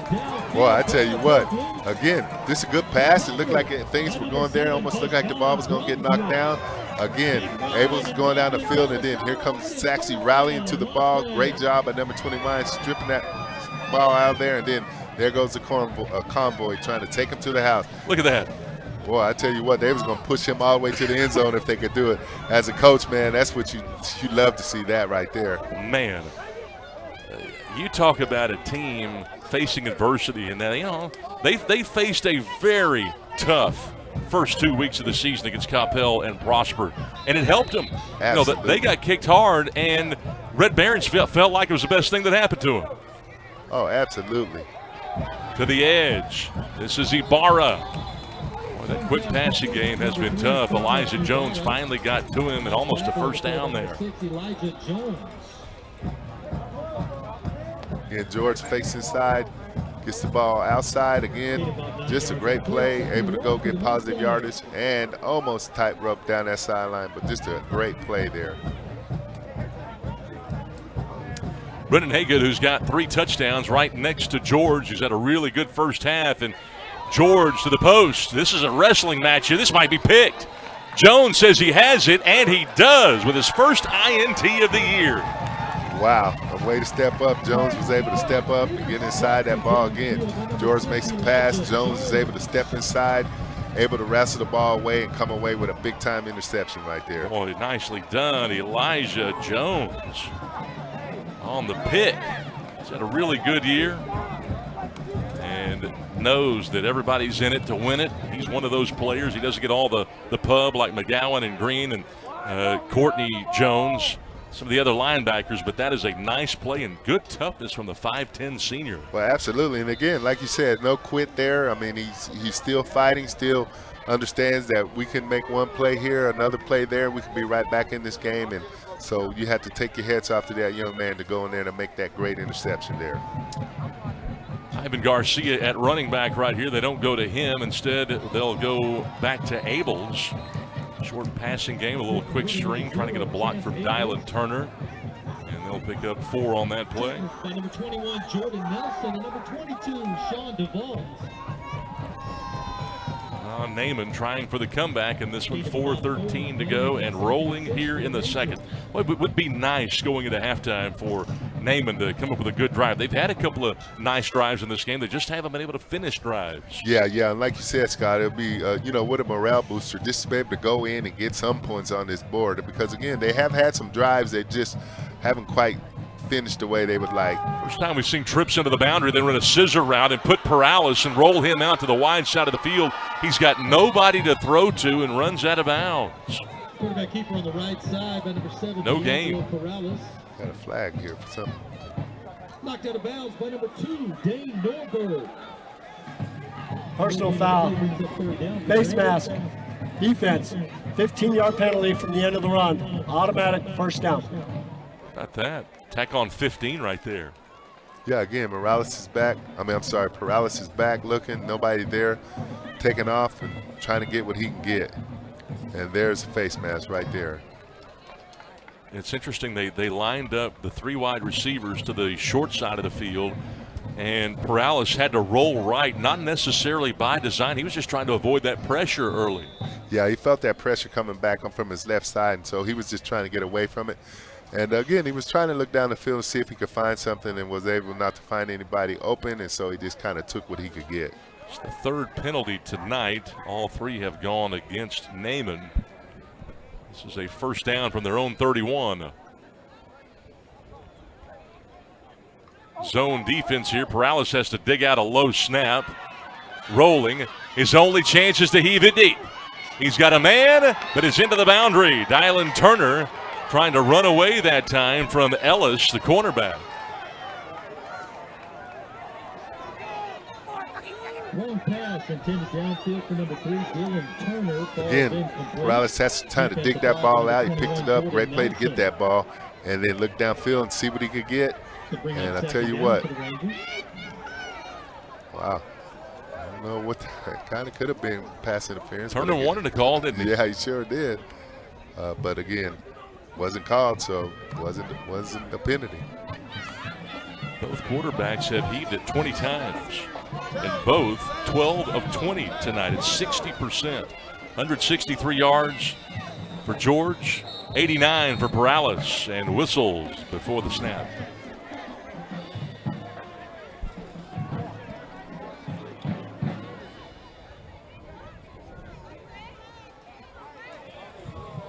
Delay game. Offense, 5-yard penalty, remains second down. 4th penalty against Naaman here in this ball game. Again, Sachse has yet to be flagged. 3:34 to go in the second quarter. It has been all Sachse in the game. 338 yards to 78. Boy, the difference, the rushing yards. 175 on the ground for Sachse. Minus 11 for Naaman Forest. That's with all the TFLs and sacks. Second down and 15. There's Ivan Garcia on the draw, trying to turn the corner, and couldn't. Talk about speed. That was Sean DeVault. He will get there and do it in a hurry. Again, Garcia trying to get outside here, and again, you see DeVault coming and just able to turn on his speed, and able there to make an outstanding open field tackle there. And as an assistant coach from another team had mentioned, boy, that DeVault is all over the place. He is a sideline to sideline guy. Yeah, well, that's the kind of linebacker you want to have on your team. Again, he gets all over the field and goes makes plays all over the place. 3rd and 9 for Naaman. Big pressure. Good protection here. Flag coming in for holding. Perales breaks free. He'll get a first down and much more. But will this be coming back after a run of 35 yards?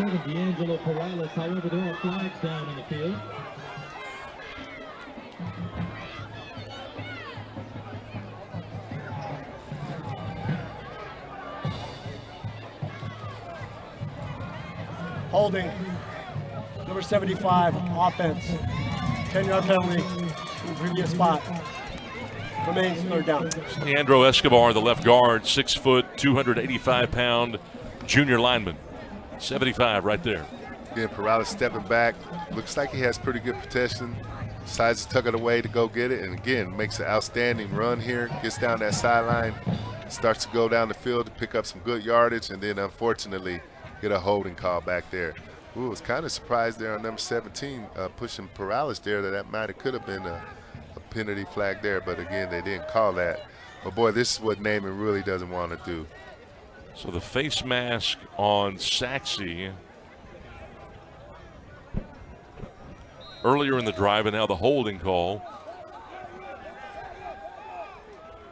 This makes it 3rd down and 20. So close to 19 here. They go empty. Have to have the 41-yard line to move the sticks. Ball is down on the ground. Perales tried to pick that thing up at a flag. Illegal snap. Gonna stay. Offense. 5-yard penalty. Remains 3rd down. The ball just slipped out of his hands? Yeah, kind of looked like it did, or something happened there where he just didn't have good grip on it. And he certainly didn't get the ball back there at all.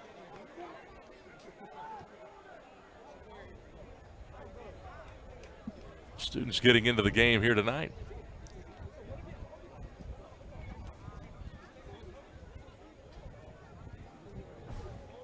Watch this play again.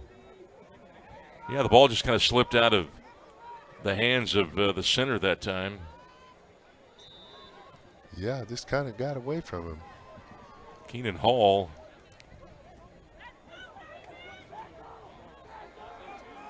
Third down and 24.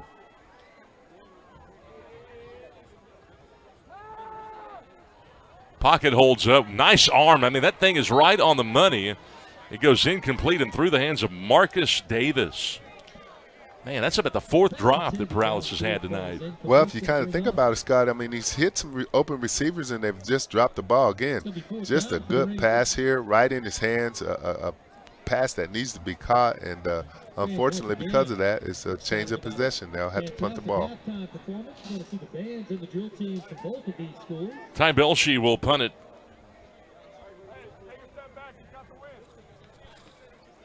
Rothrock at the 47 of Naaman. Off the side of his foot here. And it goes backwards. Killed at the 38. 20-yard kick. 2:58 to go until halftime. It's actually trying to extend the lead. By the way, other games in district competition this week. Rowlett at South Garland. And two teams that right now, if the season were to end, would not make the playoffs. Wiley East, who's right now in 4th place, will take on Garland. That'll be a good game tomorrow. A 3-0 Garland team in district taking on a Wiley East team that's already had its bye, who's 1-1. And then Lakeview at Wiley.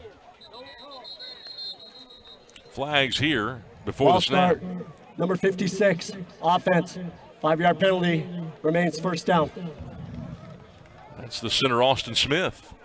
Centers getting called the last couple of plays. Yeah, I had back-to-back plays on these centers. I don't know what's going on there, Scott. But I tell you what, like you mentioned some of those games, we got some really good games coming up.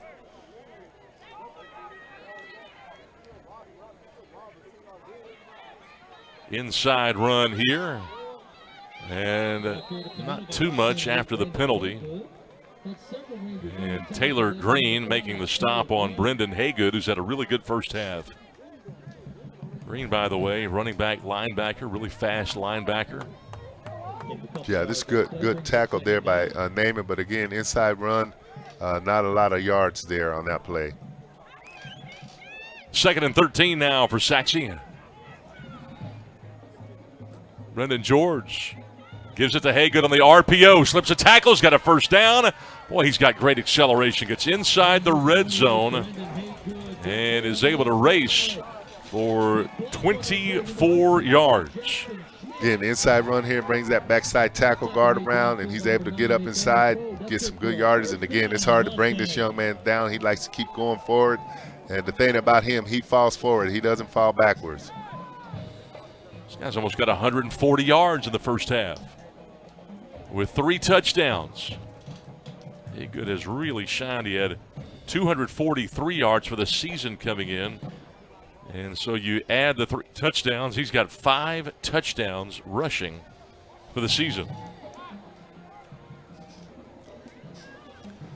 Haygood again. And tripped up. Josh McGowan, I should say Little, Keandre Little with the jaunt that time. Yeah, again, this quick pitch outside and just trying to catch that edge and see if they can get him around the corner. And, again, just trying to keep the ball on the ground and eat up the clock and possibly still get a score here. Josh Ridge now has come in to run the ball. They'll run the stretch play with him, trying to get a block, but he's run. Slipped the tackle by Courtney Jones, who got injured earlier in this half, and then taken down at around the 15-yard line, picked up 3 before Elijah Jones could get him. Once again, number 34, Josh McGowan. Again, quick handoff, backs trying to get to the left side. Didn't see much there, able to slip a tackle, tuck that ball away and come back to his right. And again, a lot of excitement there, but not much yardage there. 3rd down and 9. George to the air to the corner and overshot Lockett that time. Good coverage. Dylan Stevens over there alongside Nathaniel Progue. And chirping back and forth here as the flag was down.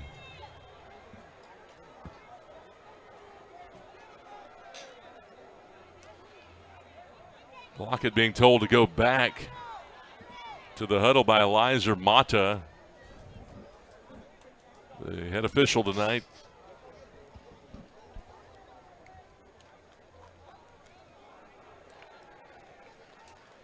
Like how Naaman continues to fight, though. Yeah, they haven't stopped. They're still trying to, stay in this game. Still got the fight in them. Unsportsmanlike conduct, number 14 of the defense. Half the distance to the goal. Automatic first down. 14 is Zachary Sample, who actually is not listed on the 2 deep, just trying to get him rotated in there, and he ends up getting the unsportsmanlike conduct penalty, which will give Sachse an automatic first down. Yeah, that's not what you probably wanted to do there. We just probably wanted to try to get out of this half without them getting another score, and we'll just have to see what Sachse does here. Either they'll go for the score or maybe just let the half go. But this close. We've seen Little, Ridge, and Haygood, all 3 in there to run the football. And this time George is going to rotate left. Oh, that's a nice toss where only his wide receiver could get it. And it is a touchdown to Santana Quinn. His 2nd touchdown grab of the year. What a toss. Boy, that was a great pass right there. And they set that up good. He rose to his left. was able to get that ball, and just a great pass. The receiver did an outstanding route and was able to get back away from that DB and able to make an outstanding catch. I'm going to say this. These two quarterbacks tonight look good. Yeah, they look absolutely good. The thing about George, if you notice on that play, he put the ball where only the receiver could get it, and that's an outstanding thing for a young quarterback. Man, how about throwing to his left on the run like that? Point after is perfect, and it's a 35-0 lead here for Sachse with 31 seconds to go until halftime.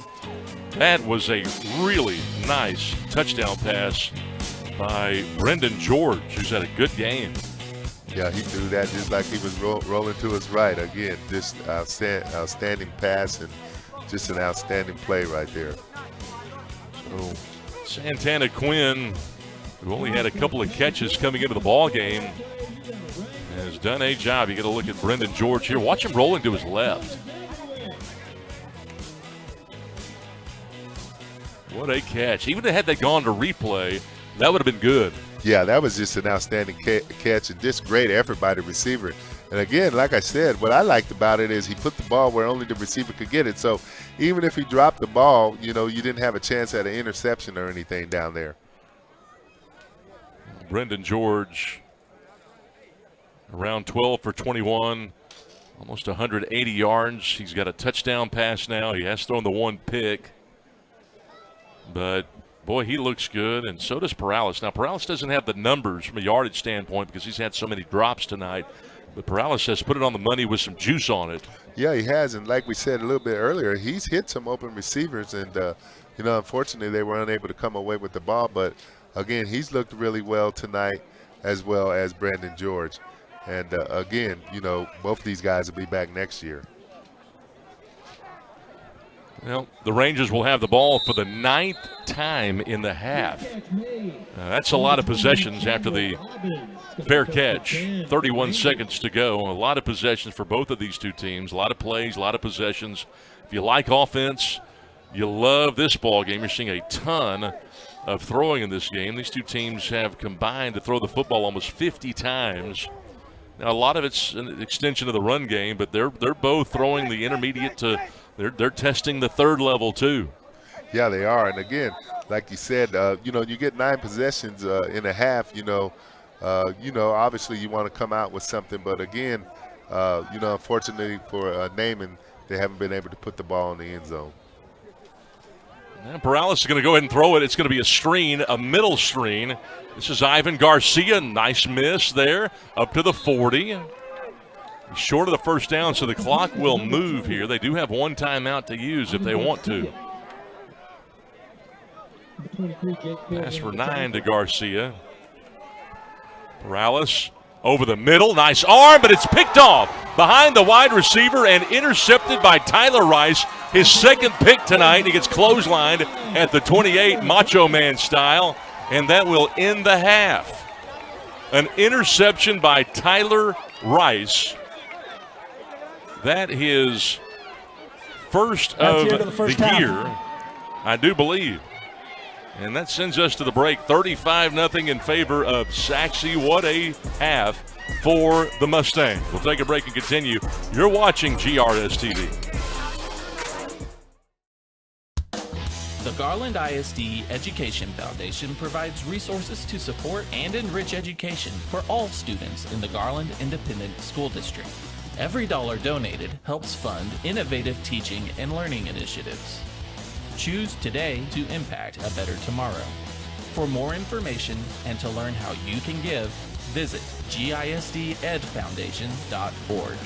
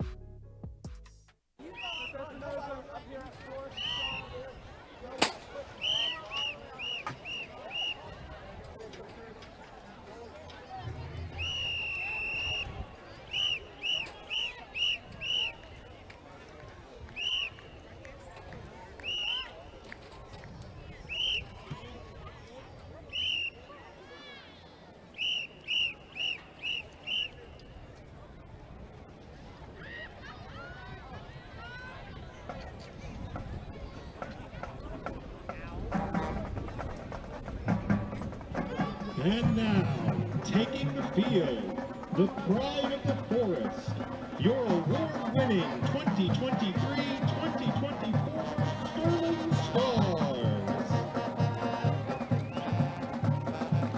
The Stars are led on the field by Junior Lieutenant Karen Valdez, Junior Lieutenant Tracy Wynn, Senior Lieutenant Julissa Molina, and splitting the 50, Co-Captain Melanie Grijalva and our Co-Captain Samantha Grassi.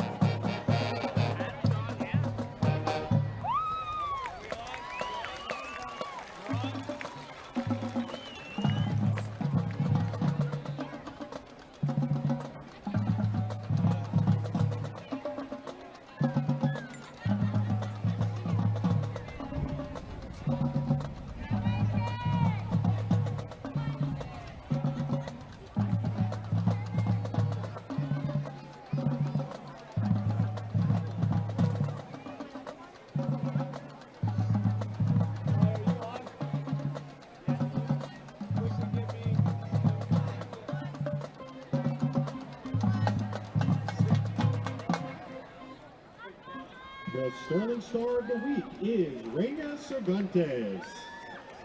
This week, the Stars will do a pond routine to Confident.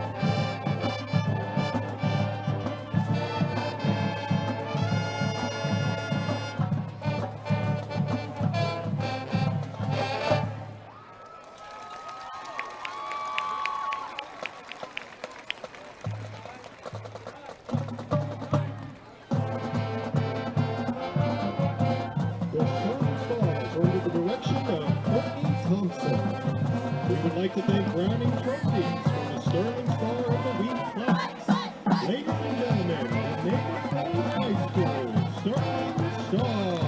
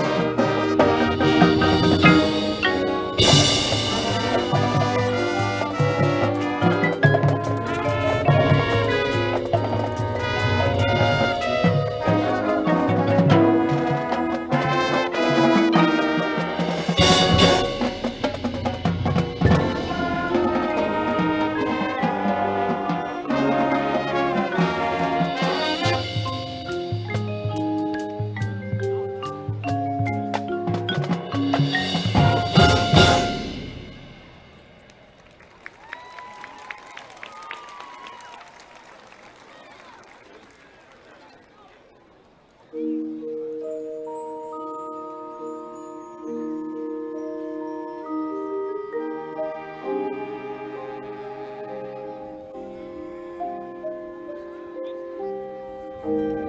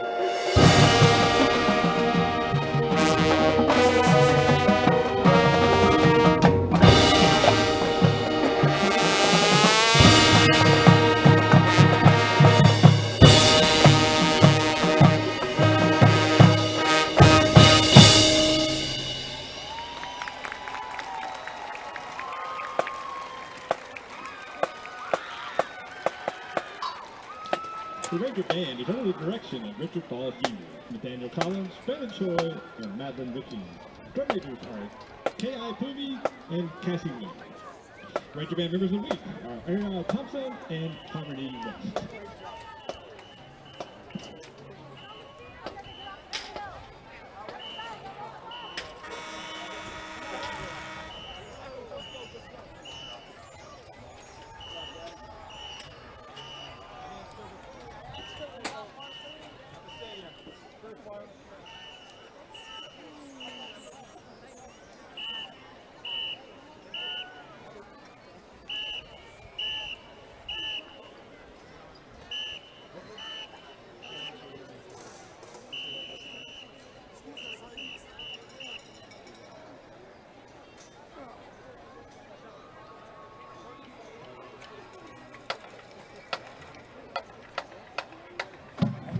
Ladies and gentlemen, the pride of Sachse High School, your national champions in state team, who took the field for your halftime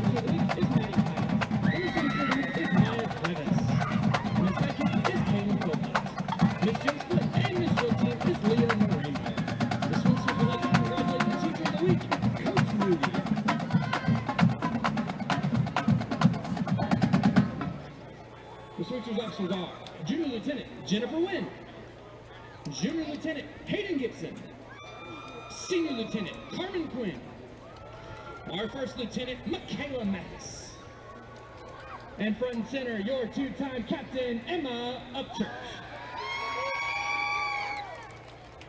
Tonight, the Sweepsters will perform a palm routine to tear the roof off.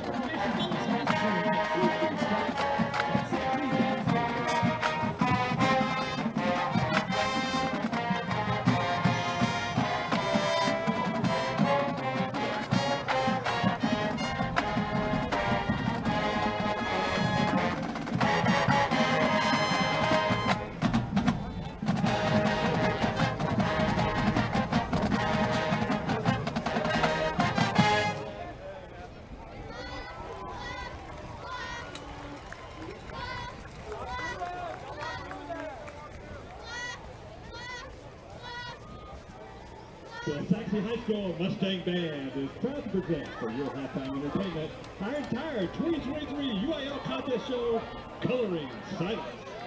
On the page, punctuation performances grammatical function, but in the mind of the reader, it does more than that. It tells the reader how to hum the tune.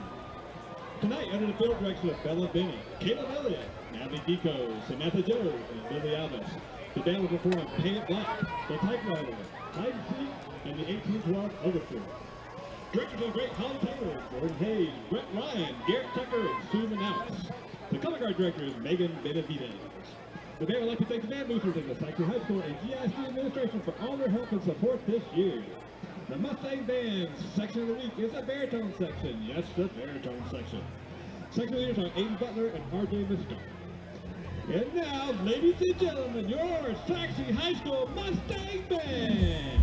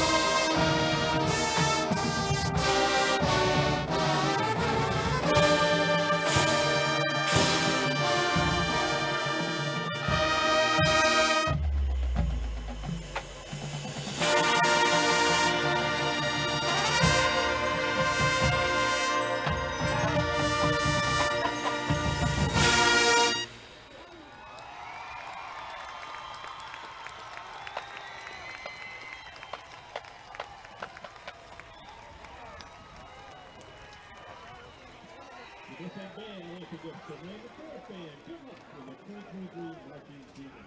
A special thank you to Dr. Ricardo Lopez, GISD Superintendent of Schools, Dr. Cecile Russell, Leadership Officer, Joseph Picarelli, GISD Director of Fine Arts, Shay Terrell, Principal of Sachse High School, and Board of Trustee Wes Johnson. On behalf of the Mustang Band, we thank you.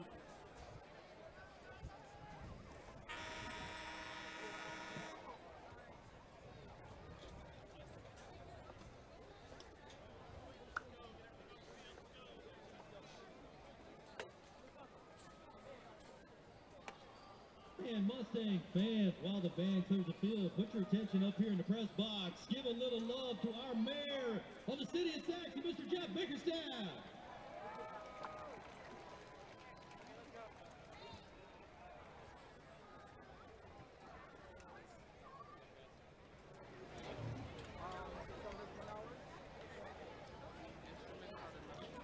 Ladies and gentlemen, Garland ISD would like to extend a special thank you to our senior VIPs and our retired and active duty military VIPs. VIP card holders get into all GISD regular season sporting events for free. To get your VIP card, stop by the GISD print shop at 414 Stadium Drive. Call that number on the screen, 972-494-8580 to pick up your GISD VIP card. And as always, every day is a good day to say thank you to a veteran, to a police officer, firefighter. Thank you for what you do.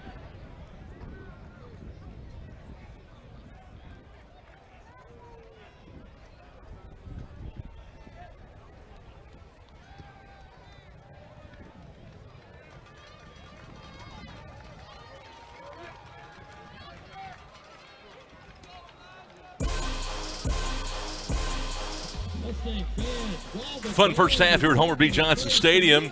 Sachse with a 35-0 lead against the Naaman Forest Rangers. Scott Garner, Roman Alexander. What a fun first half, and it was exciting. Let's take a look at the first half highlights tonight as Sachse looking to win their 4th straight game in a row after opening the campaign against 2 tough teams and 2 tough losses. And tonight we expected a good first half, an exciting one, and we got it. Brendan George right off the bat after Naaman went 3 and out.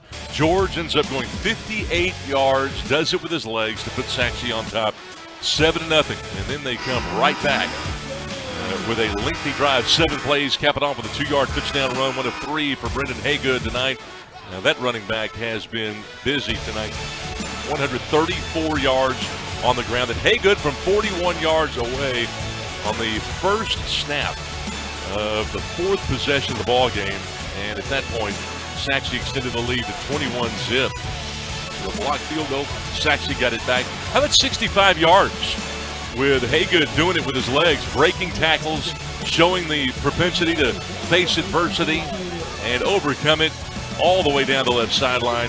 His 3rd rushing touchdown, that made it 28-0. And then George rolling left. What a toss. What a dive. What a catch. Quinn's 2nd touchdown catch of the year. And Sachse at the end of 24 minutes with a 35-0 advantage. It has been all Mustangs tonight. Yeah, you're absolutely right, Scott. The Mustangs are really rolling tonight. Again, Coach Barron has to be really pleased with what's going on tonight. You know, 5th ball game, and you're seeing all the things that you've been working on for the season coming together, and get your team prepared, maybe possibly for a nice little playoff run. You know, we still have some games to go, but they're looking really good tonight. 373 total yards for Sachse for the first half against his 95 for Naaman. 202 on the ground for the Mustangs, and 171 through the air. Brendan George, 13 of 22 for 171. His counterpart, D'Angelo Perez, 13 of 24. Sachse with a lead. They'll have the football to start this second half. Good boot. Haven't seen that tonight. And Sachse starts from its own 25. Yeah, that's a really good kick right there. Kicked the ball out of the end zone. So, again, let's see what Sachse does coming out in the second half. Sachse again, 3 wins in a row. They have defeated Lakeview, Centennial, Rowlett, Wiley East. They've got Naaman tonight, Garland next week. And that's a Garland team, 3-0 in district competition. That'll be quite a game next week. Oh, yeah, that's going to be an outstanding game next week. And, again, next week is going to really decide a lot of things as far as maybe going forward into the playoff picture. So, again, that will be a big, big game for both teams. Brendan George, 13 of 22, 171 total yards. They go underneath the Lockett. Lockett in that first half had 3 good catches. Dylan Stevens makes the immediate tackle, but not before they pick up a couple. That's his 5th catch of the night. Again, George just steps back again, a quick out pass to Lockett there and pick up about 3 to 4 or 5 yards on that play. Lockett, 5 catches tonight. Hanks has 4. Quinn has 2 with a touchdown, and Ibarra's got a couple. 2nd down and 8. They hand it to Haygood, who's had a career night into the 3rd level. A man makes him miss across the 40. That is a 38-yard run. Taylor Green finally brought him down.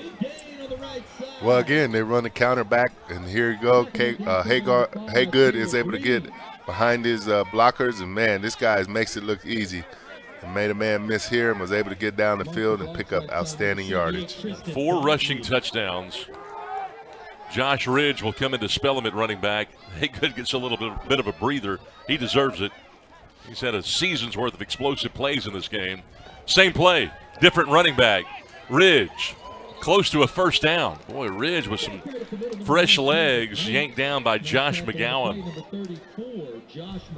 Yeah, again, Scott, they come right back with the same play, give it to Ridge, and just see if they can get something out of it. And, again, good blocking up front. The Sachse offensive line is doing a great job. And, again, go get some positive yards. Pretty good tackle by McGowan. He's kind of a glue guy for that defense.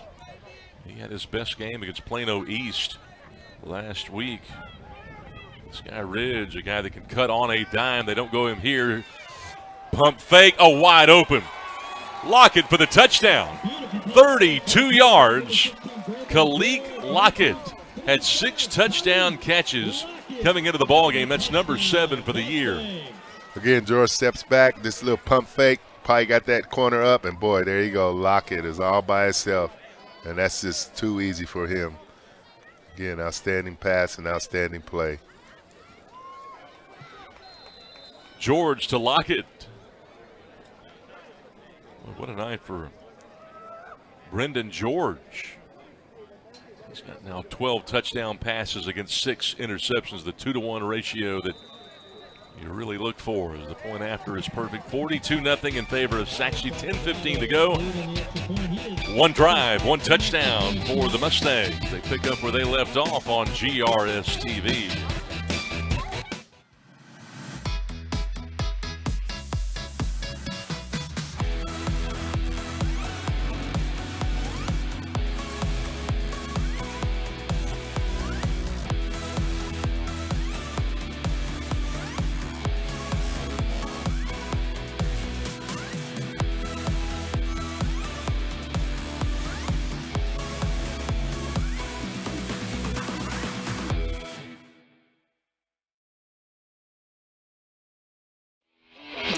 Over 400 yards of total offense for these Mustangs, who do it again. This time Brendan George with his 2nd touchdown pass of the night. He has completed over 61% of his passes. And Kalik Lockett, who had 20 grabs coming in, his 1st catch of the 2nd half and 6th of the game. 38-yard touchdown pass from Brendan George to Lockett. 42-0 in favor of Sachse. Leading the way in district play. They'll go to 4-0 after tonight. And again, Garland will take on Wiley East tomorrow. That'll be a really good matchup. East with a 1-1 record in district play. Garland undefeated. We'll see who wins that ball game. It's a fair catch at the 30. And so Naaman Forest with Marcus Davis receiving that kick 70 yards away here. Well, like you said, Scott, that's going to be a good game between Garland and Wiley East. And then, again,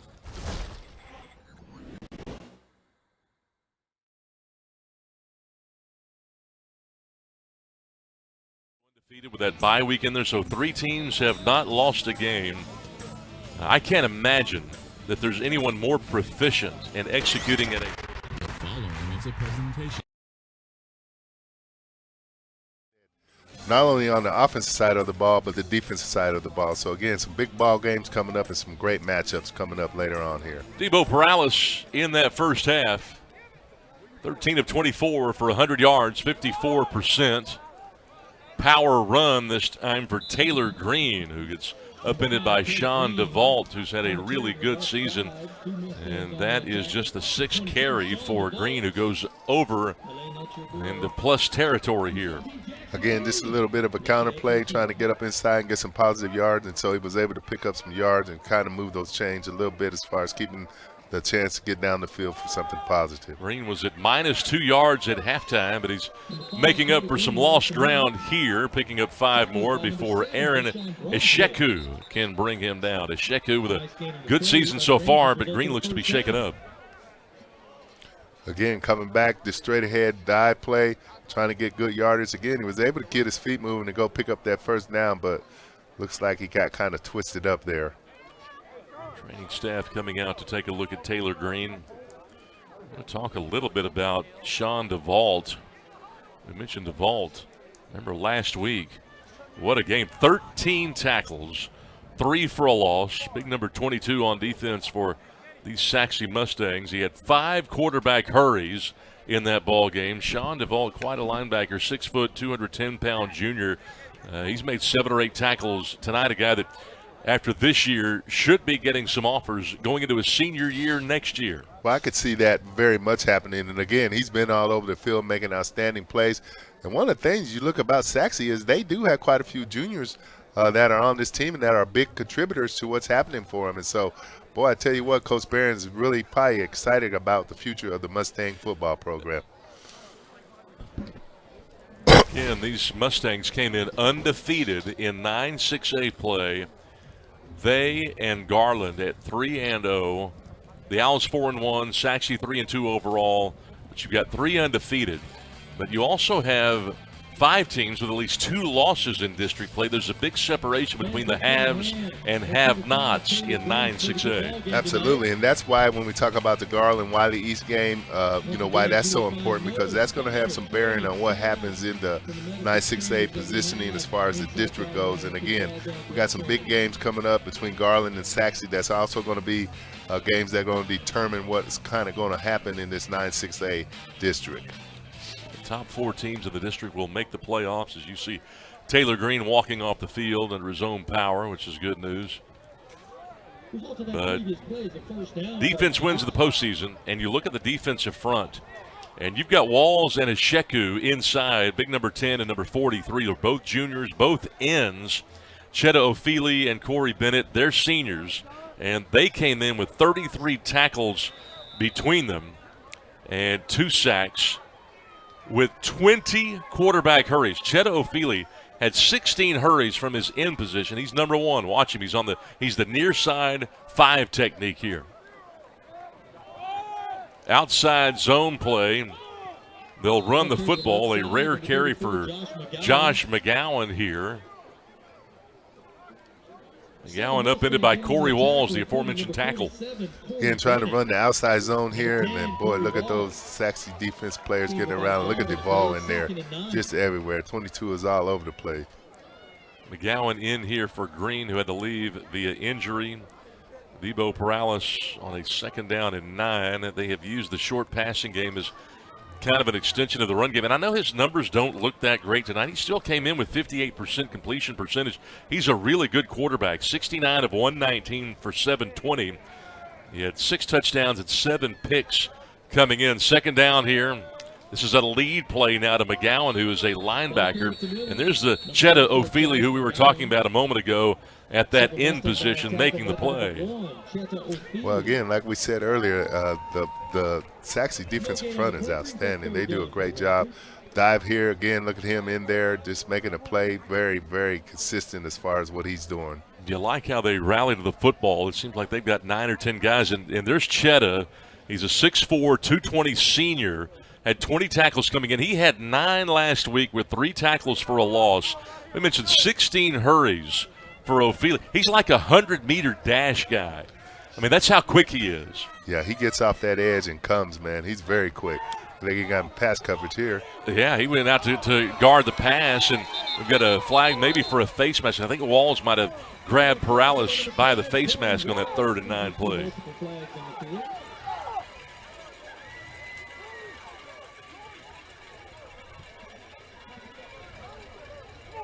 It'll be a first down. But you got to like the defensive play here. And not only did O'Feely, I don't know if we can get a replay of that. Watch number 1 on the edge here. He actually went out in pass coverage. They brought DeVault in off the edge.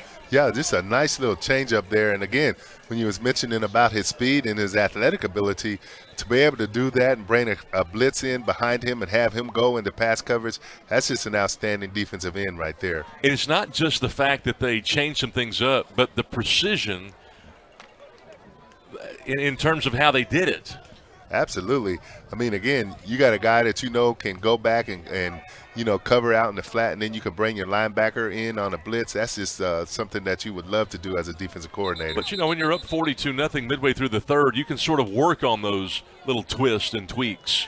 Absolutely, and I guarantee you those are things they're working on for maybe later on the season. It's their first charge timeout of the half. We'll take a quick timeout. 7:03 to go, 3rd quarter. Sachse up 42-0 here at Homer V. Johnson.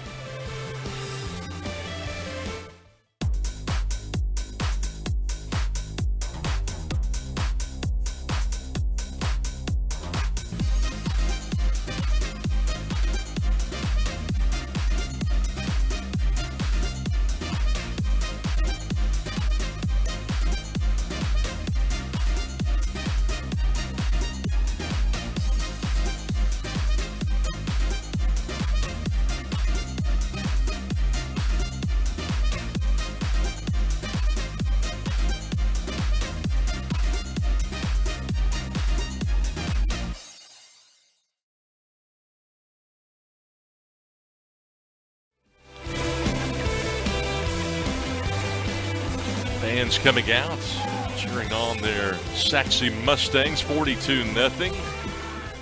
This is a first down play. Perales, Debo rolling to the sideline, being chased there by O'Feely. Look how fast he is. They shoved him in the boundary, and about 10 flags came out. Chet is going to get flagged here. We were just bragging on him. I'd say the benches were cleared there, but they were running from their bench. They were running in their bench. Yeah, absolutely. I mean, again, good pursuit there. I mean, Afi was doing a great job on the pursuit, and I mean, I guess he just got a little bit over aggressive because, boy, he was really coming from that backside and he was putting that pressure on Perales, and then he got over there, and I guess he just couldn't stop himself. But again, just get away from that. What kind of feeling is that as a quarterback when you're running as fast as you can and the D lineman is as fast or faster than you? Well, I'll tell you what, it can't be a good feeling, I promise you that. And again, he felt that pressure from the backside, and that's why he sprinted out to the right. But again, just keep playing good. You're doing a good job. You don't have to do anything crazy. Again, look at that physique. From behind. That's the 100-yard dash guy we were talking about. Yeah, I think he was almost in the green past the white when he got hit. Yeah, that was just, a little bit too late there. And just, back off again. You're doing a good job. You're having a good game. You don't have to get any crazy penalties. Yeah, and Elijah Mata will give us the signal, but he'll pull the tablet out and write that down. One more, and he'll be tossed from the game. Yeah, absolutely. Again, great pursuit. We kind of seen, again, like we were saying earlier, great pursuit, great speed, and, just got to back off a little bit. Personal foul. Late hit out of bounds, number 1. That'll be a 15-yard penalty from the end of the run. Automatic first down. So after the play, unsportsmanlike. Number 54 of Naaman Forest. It's Kenya Taylor. And unsportsmanlike on number 1 of Sachse. Those will offset. First down. There's a lot going on there. Yeah, things got a little bit heated there. Again, we know that emotion plays in this game and stuff. You just have to be able to learn how to keep it in check. So you've had a face mask and now a personal foul on Sachse's defense. I would think Red Barons, the head coach, would want them to tighten it up a little bit. Oh, absolutely. I mean, he wants them to, play the game right and play it within the rules of the game. I think Cheddar was a little frustrated he didn't actually get to him.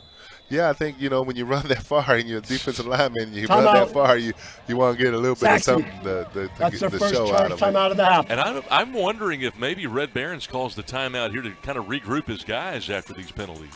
Well, as a coach, you probably would bring them to the sideline, just tell them, hey, keep your emotions in check. We're doing a good job. Things are going the way we want. Let's not do anything stupid and get stupid penalties. And, again, want to be very careful that we don't go and get some kind of penalty that's going to get us kicked out for the next game that's coming. Well, that's a good point, because if you get ejected from this ball game, and that may be what Red Barons is talking to him about, Red and the DC here. If Cheto Ofili gets another one of those personal foul penalties, not only would he be ejected for this half, but the first half of next week. Absolutely, and again, especially with a game like this, I mean, you don't want to get those kind of penalties that really can come back and haunt you in maybe a game down the line that's really going to have bearing on what happens. And I was just thinking, I wonder if this is a point of the game where you might want to pull him out for a little bit just to kind of cool him off.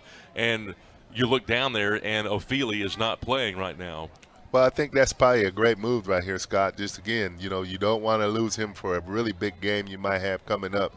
That's really going to have some bearing on what happens in District 9 6A. Yeah, and you wonder how much more he'll play tonight anyway. Because this is a game where you can go into the bench, you can go to your second guys, your third string guys. It's first down. Boy, everybody's up here. They're bringing the heat. And against that blitz, they convert. What a job by French Love and Perales to connect. Jackson King got him, 17 on the connection. Again, Perales hits French Love into the middle of the field. He's able to catch the ball and go down and get some good positive yardage. Well, Perales has done a good job. He's going to the corner here. Is it a one-hand touchdown for Abels? Yes, it is. Wow, what an outstanding catch right there. Dang, that was outstanding. One hand, and he was able to pull that ball in. Flags down all over the place. Did he get his feet in? You only need one. He might have gotten two down. Well, I'll tell you what, it looked like an outstanding catch from here. I think they're counting it, so we'll try to see what the flag was about, or if they threw a flag. They sure are getting over there conversating about something. I did not think that play had a chance. Didn't look like it at the beginning. We have two flags on the play. Ineligible receiver downfield of the offense. Come on, Debo, don't interrupt him. We have an illegal substitution by the defense. Those two fouls offset. Replay, first down. Well, I'm kind of surprised here, Scott. How you get an offensive lineman down the field within 3 yards? I know it's possible, but, boy, that's a pretty tough call. Well, our official, Eliza Mata, he may need a road map to try to straighten out all these.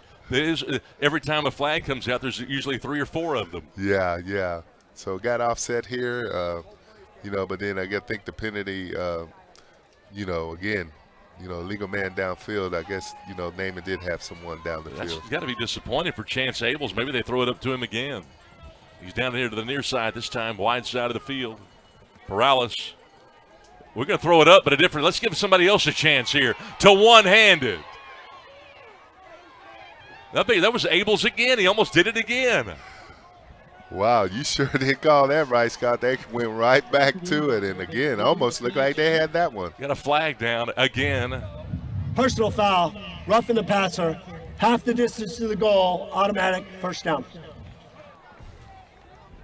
Well, again, to come back, Perales just lays it right back up in the same spot, looking for maybe the same results, and was unable to get it. But, boy, he still almost came down with that ball. What outstanding concentration.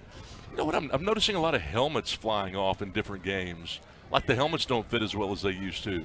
Well, I'll tell you what, you got to really strap them on and pull them up tight. Sometimes guys just for comfort just kind of keep their chin strapped a little bit loose. First and goal after another penalty. RPO here.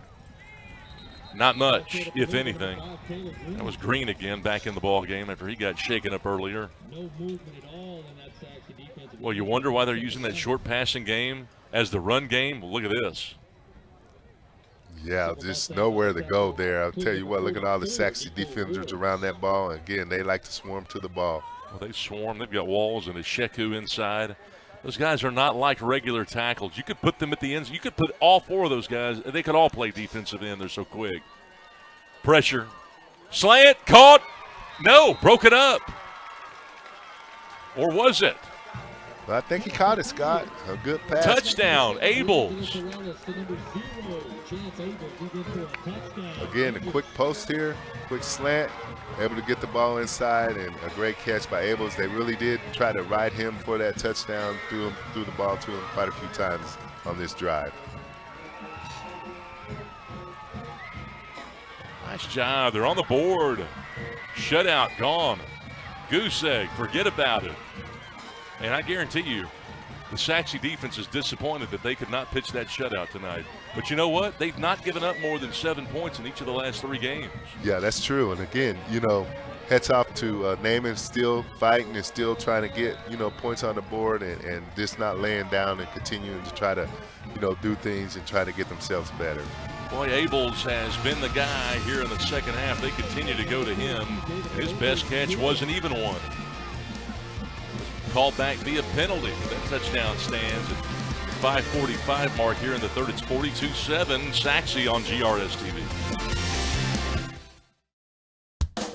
The Garland ISD Education Foundation provides resources to support and enrich education for all students in the Garland Independent School District. Every dollar donated helps fund innovative teaching and learning initiatives. Choose today to impact a better tomorrow. For more information and to learn how you can give, visit gisdedfoundation.org.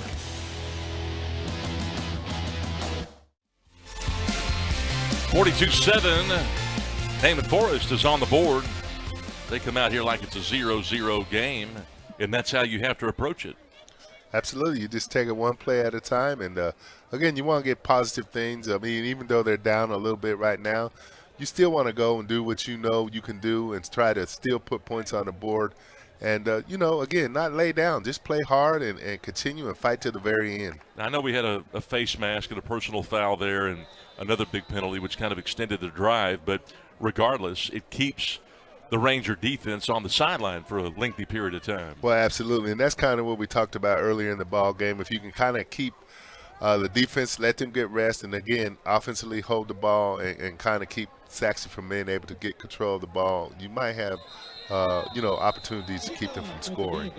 That's 2 in a row now on kickoffs going in and out of the end zone. You don't see that very often at the high school level. No, you don't. That's a very good kicker. And, again, like you said, he's done that a couple of times tonight. So, very strong foot this young man has. So Sachse begins 75 yards away, 5:45. We'll see if Brendan George comes back out here. That quarterback spot. He's out there right now, George. It's a great game tonight. Both quarterbacks have been very, very good. George 15 of 24, 205 yards. We're midway through the third here. Haygood's had an exceptional night at that running back position. Starts with pass protection. They throw the flag round to Rothrock. His first grab, look at him run. This is why he's a kick returner. Running away. Touchdown. 75 yards. Wow, what a big strike right there. Robbie Rothrock, number 1 of the year. Again, stepping back, George has plenty of times. He finds Rothrock open. Again, missed tackle there. And, boy, once he gets to the sideline, he is gone. And like you said, Scott, that's why they got him back on kick returns and punt returns, because he has the speed to take it to the house. That is the 4th play to begin a drive that has gone for a touchdown. Wow. That's got to be some kind of district record. Look at Rothrock, hoodie and all. That's a good kick. And with 5:30 to go, Sachse pounding the drum tonight, 49-7 on GRS TV.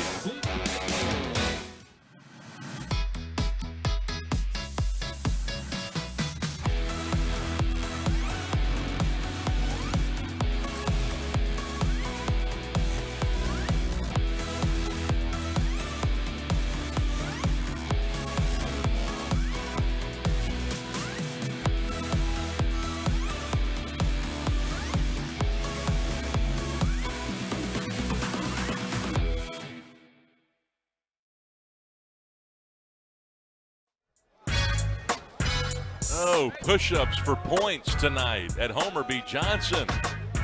These guys are absolutely worn out. Yeah, I couldn't be down there joining them, but I tell you what, they've been doing a lot of push-ups tonight, man. I tell you what. I think those kids might have been in better shape than the policemen. What do you think? Yeah, I was kind of seeing that good. police officer down there. I was going, man, I don't know if you're going to be able to do all those. Let's go, step it up. Let's go. He might wish he wouldn't have made that bet or whatever. Oh, he was man. Starting to pull for the Rangers here after all these points, huh? 49-7. And look at this. There have been 4 drives now for Sachse that have begun with an explosive play just like that. It started on the very first play from scrimmage. Sachse had George, the quarterback, run for 58 yards. Then, 3 drives later, Haygood ran for 41 to start a drive for a touchdown. Later, we saw a 65-yard run by Haygood, the third of 3 touchdowns. And now we've seen a 75-yard touchdown pass from George to Rothrock. First time he's hit him tonight. And that was a great pass on a little corner route, ran the corner, little flag route, and Rothrock goes the distance, 75 yards for the touchdown. That's got to be how many drives in a game? What I want to know the record. I may try to look this up this week. What is the record for most touchdowns on the first play from scrimmage to start a drive for a game? That's number 4. Yeah, I tell you what, and that's kind of what we said earlier in the game. You know, got to keep the ball away from them because they're very explosive. And again, tonight they showed us exactly that. To the edge. Boy, this running back, Green, is taking pounding tonight. This secondary not afraid to come up and make a hit. That right there was Jake Perry. Again, ball out to Green, and Perry's right there making a good open field tackle. And again, like you said, DBs for Sachse are doing a great job coming up and making good tackles.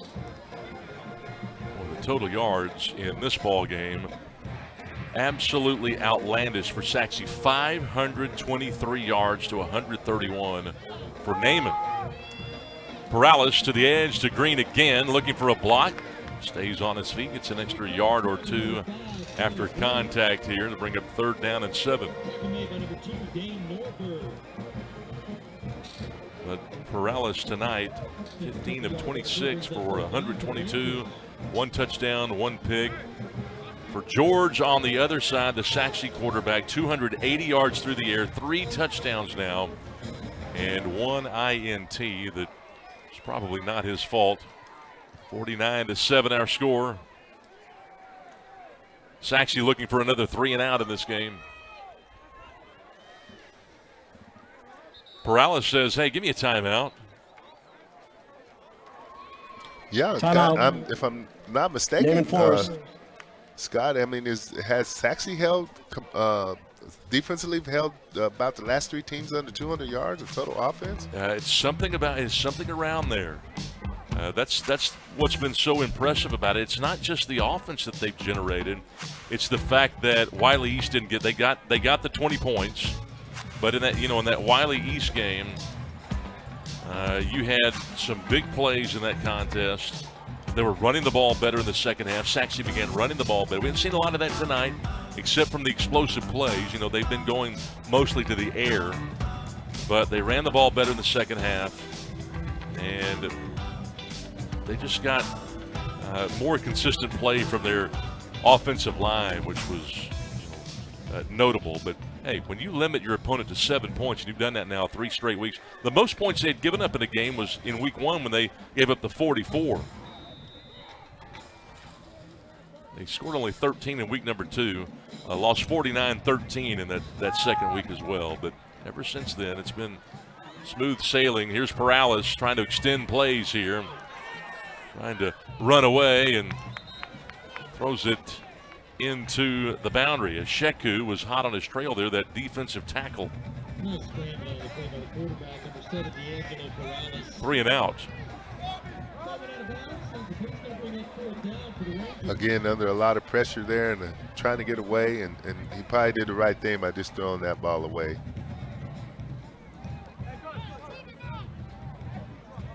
Love the unbelievable motor. I think that's the the biggest attribute, maybe the best attribute from Red Barons, who's the Sachse coach. He was a defensive lineman himself, and he specializes in training defensive linemen.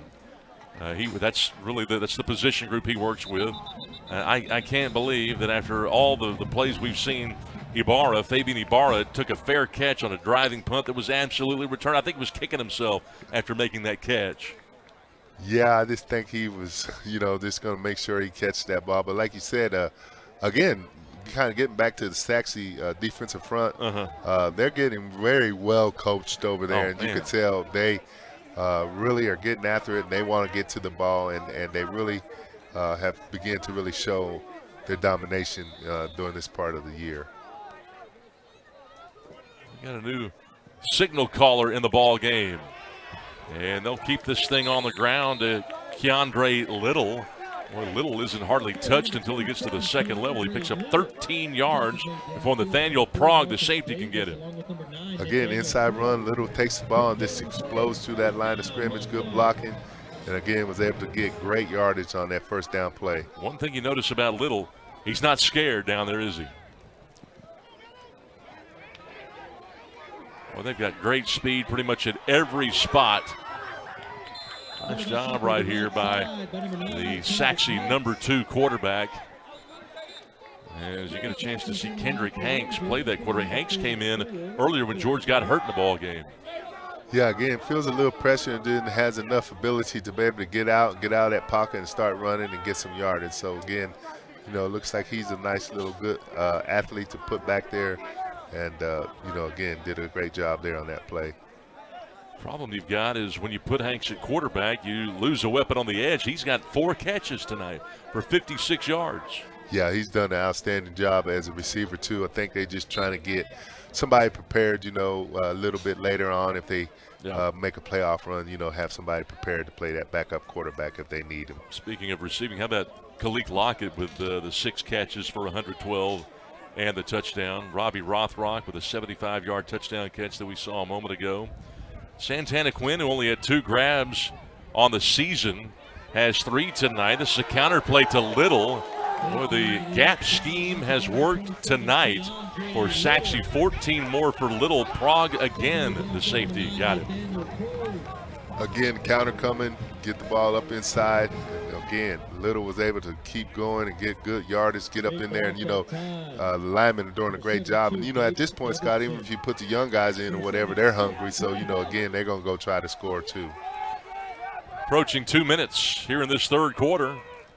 Ooh, toss sweep, old school. Oh, talk about old school. Good night, Nurse. McGowan met Little with a big time hit. Good night. I tell you what, that play started off looking good, but man, what a nice boy. Put that helmet right where you want to put it. This is a great open field tackle right there, and a good job of that young man. Little comes back and says, hey, where's Haygood at? Put him back in the game. Whoa. Golly. McGowan had 46 stops last year. He had 29 coming into the ballgame. He's been everywhere. That was a hit.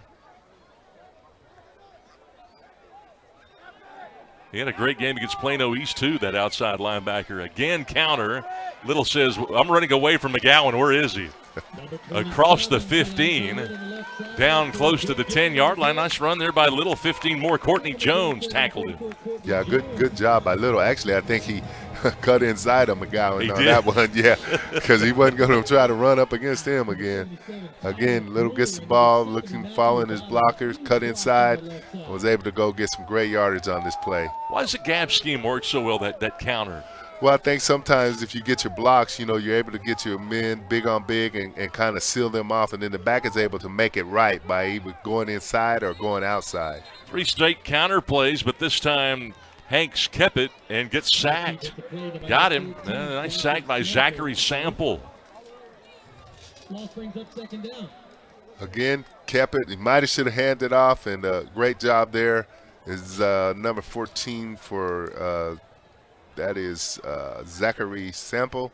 Outstanding job by that young man. And I like how Red Barons complains before the game about how the RPOs, the Devils work. He says he says it's the new toy for offensive coordinators these days, and here they are running it. All right, that ends the third period of play, 49-7. Sachse with the advantage tonight, going to the fourth on GRS TV.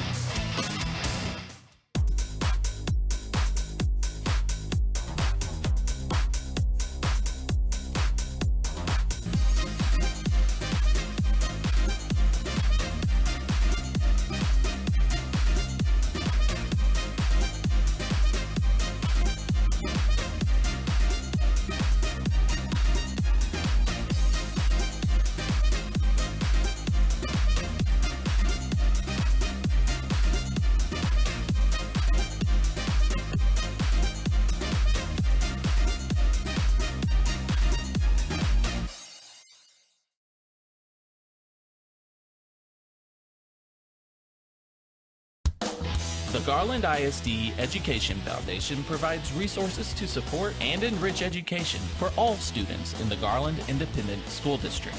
Every dollar donated helps fund innovative teaching and learning initiatives. Choose today to impact a better tomorrow. For more information and to learn how you can give, visit gisdedfoundation.org.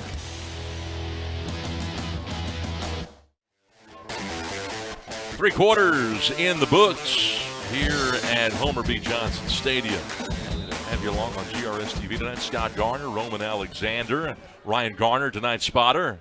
Delbert Richardson and the entire crew tonight on a Thursday night. It's second down and 17. They keep it on the ground to Keandre Little, who continues to bang away between the tackles. Well, those linemen are blocking through the echo of the whistle. Josh McGowan again, who had that hard hit, gets credited for the stop. He's got over 30 tackles now from his outside backer position.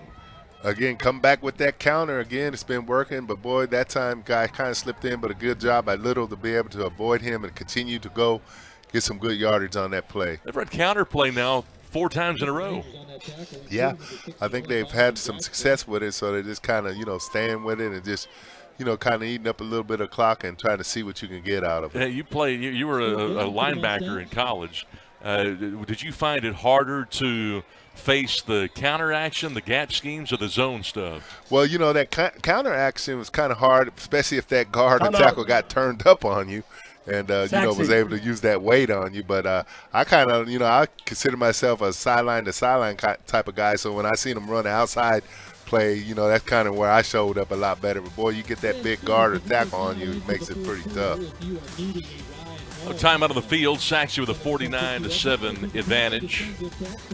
And again, I kind of go back to the keys for this ball game. They wanted to win the mental game. Sachse did. Stay locked in the entire game and all game day. They're stressing staying locked in the whole day. As you see Red Barons down there and his assistant coaches. Well, again, that's exactly right. Stay locked in, stay focused, stay consistent and true to what you've been doing. Like we mentioned earlier, they've won the last 3 ball games, and so you kind of want to follow along those lines of what you've been doing. I wonder if these Sachse Mustangs have to wear the shirt and tie on game day, like they did back in the old days. I'll tell you what, I think that would be a good thing, Scott. Maybe everybody need to go to that and kind of get that tradition back. Little, the pistol back here. This is 3rd and 11. They can get a first down before hitting the end zone. Hanks, play action. He's got speed. Going to try to go to the edge. Decided early he wanted to run it. He's inside the 5. Short of the first down by 2. Ran for 9.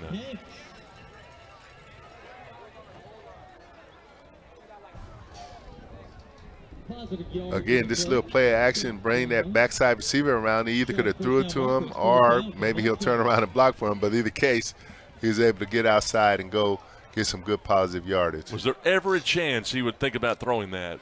Well, on that play, it didn't look like he was. But, again, that receiver probably should have just turned upfield and started blocking for him. Try a field goal here with Alex Alvarado. Give him a little practice tonight. This will be from 27. An extreme angle. Goal post a little bit wider at the high school level. The officials doing their job to try to ice him offense. here. 5-yard penalty. Remains 4th down. Well, kind of like you mentioned, Scott, you certainly want to try to give your field goal kicker some practice too. Again, you never know coming down the line. Ask you a question. If you were Red, would you take another delay penalty to make it a little bit more challenging? Make it over 30 here? Would you do it? Well, you could. I mean, I think right now they just want to see if he can kick one through, and there you got blocked, see? Protection a problem. Yeah. Second block kick we've seen tonight. Because you definitely want to try to get that shored up, because when you start getting down deeper into the season, boy, that could be something that can come back and haunt you. So you want to work on it, and you want to try to get that shored up, because a field goal could be the difference in some of these later games. I think it's the second time Dylan Stevens has gotten a piece of one. I think you're right, Scott. I know it's been blocked 2 times tonight, and so that's something I'm sure Sachse will work on and try to shore that up, because, again, like we said, that could come back and haunt you later on into the season. I mean, how would you know if Alvarado can kick? Can't get it out of there. Yeah, and again, that might be one of the reasons why they went to try to do that again. You know, like you said, looking down the line, I mean, you know, some of these tough games, and all of a sudden it comes down to a field goal, an extra point, and you certainly want to have the ability to be able to pull that off and make that. From their own 16. Well, Naaman's going to try to run counter action. They saw it so many times on that last drive. They said, hey, let's try that. And not so much. They lose 2 on it.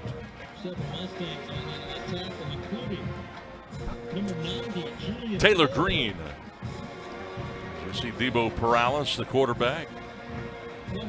Perales 15 of 26 for 122. Big night, though, for Brendan George, as we talked about, 280 yards for George. Green with just 9 rushing yards tonight. Perales steps up, trying to extend the play. Past the line of scrimmage, it tried to back up and actually lost a yard or 2. Ivory Chester was hot on his trail, short side of the field. Yeah, he just, you know, tried to step up and get what he could get. You know, again, just trying to get something positive out of a play that kind of maybe didn't start off to be that good. A good steps back, steps up inside, able to avoid the tackle there, and then Chester's right there on him and pushes him out of bounds. Chester's got to be careful. That could have been pretty close right there to be called a penalty. Was that a flop? I don't know, Scott, but it kind of was close either way. 3rd down and 12. Debo Perales putting you on the hot seat there. Got to watch it. And a timeout got to be called there by Naaman Forest. Timeout. Naaman Forest. That's their 3rd and final timeout of the half. 9.5 to go here in the 4th. Sachse out in front, 49-7 on GRSTV.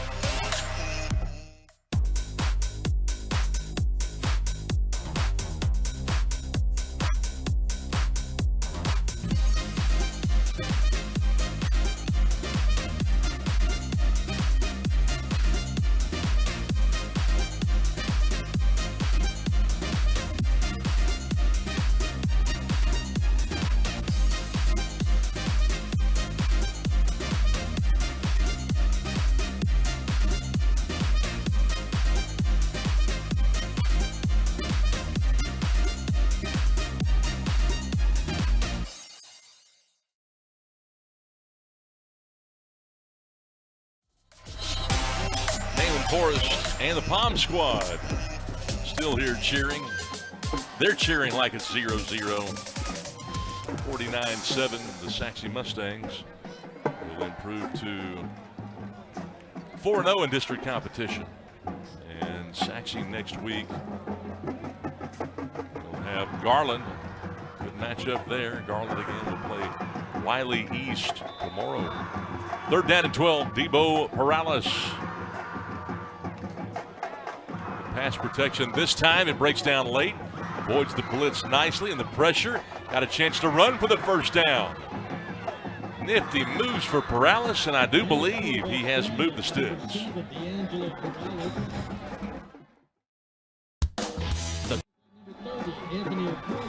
Up 12 on that last play. 1st down.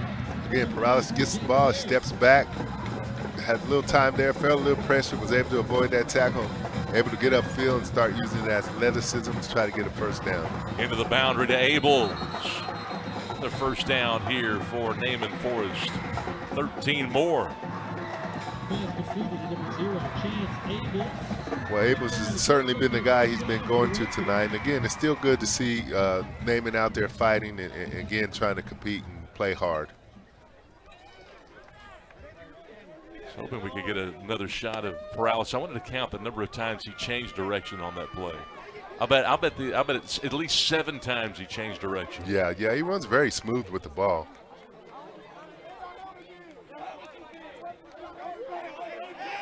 Beginning at their own 16, they're already out to their own 40 here. Trying to bounce this time. Ball carried to the right side. Ivan Garcia. It's up about 3, maybe 4. Put the Mustangs in on that tackle, led by number 41, Jaden Smith. Second down and 6. Again, just quick handoff to Garcia and just trying to get around that edge. Just trying to see what he can find and go get some good yardage. And again, he was able to pick up about 3 or 4 yards on that play. I don't know if you saw Trenton Garrett, that right tackle, the junior, 6'3", 250-pound tackle. Nice kick-out block. Yeah, that was a good kick-out block there, Scott. Second and 6. Good protection, maybe the best of the night. Finally breaks down. He's still in the pocket. Perales, shifty, nifty. First down. Slides down at a gain of 8. Play there by Anthony Okoye. Again, Perales steps back in the pocket, looking, trying to find somebody downfield, about ready to throw it, then couldn't get it. Able to elude the tackle, making all kind of moves, tucking that ball away, and able to go get some positive yardage. And again, you know, this young man is very good with the ball and able to run real well. And again, he did an outstanding job to pick up, I believe, a first down. You know, last year Perales threw for almost 2,000 yards and 22 touchdowns. This year, 720 yards through 4 games. But he can run too. Average close to 4 yards per carry, and that's with the sacks mixed in coming in. And he's been nimble tonight. He has shown the ability to be shifty in the pocket, be patient when he needs to, keep his eyes downfield, but yet take off when he needs to. And sometimes he's a little bit premature, but hey, the inexorable pressure that the front 4 has put on him kind of causes his clock to go a little faster than he wants it to. Yeah, absolutely. I mean, you know, you would love to be able to step back in that pocket and take your time.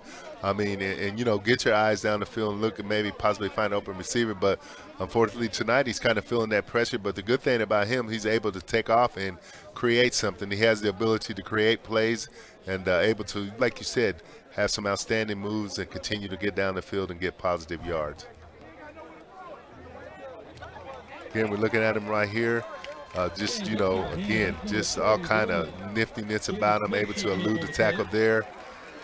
You know, again, just an outstanding athlete. And like you said earlier, Steve, you know, he has good numbers to back him up. I think he has the swag about him, like I said earlier, to be a very, very good quarterback. And again, he'll be back next year.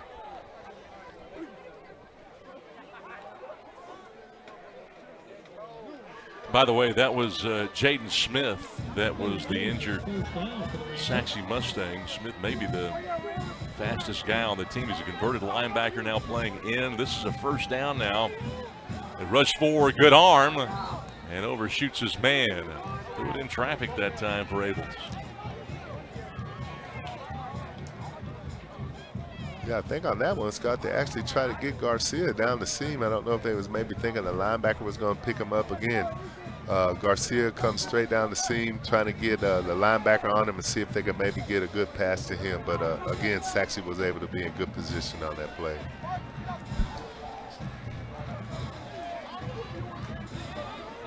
Some new guys down in there. See Julian Cole coming in there playing that 2 technique. Cole's in there along with Keith. Maybe 2, possibly 3 on that last play. The 7-minute mark here in the fourth quarter. All Sachse tonight. It's a 42-0 game until Perales hit Abels on a 4-yard slant. Early third quarter tonight.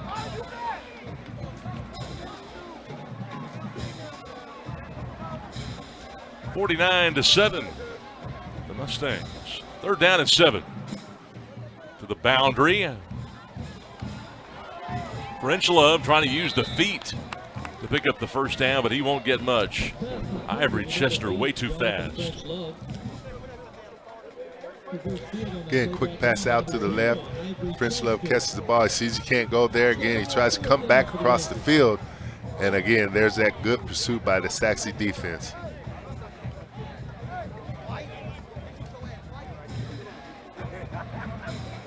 So the Rangers have to kick it away.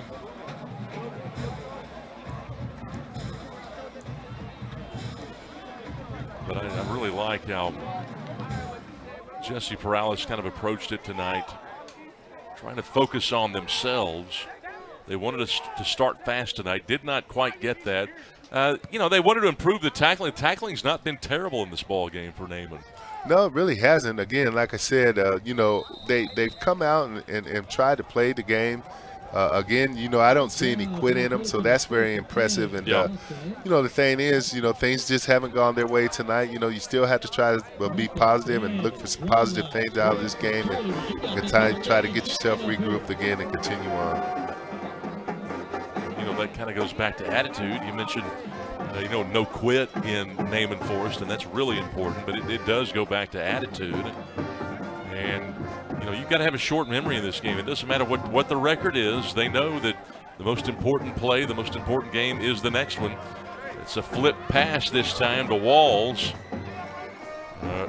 Bryson Williams, I should say. Williams picking up 3 maybe.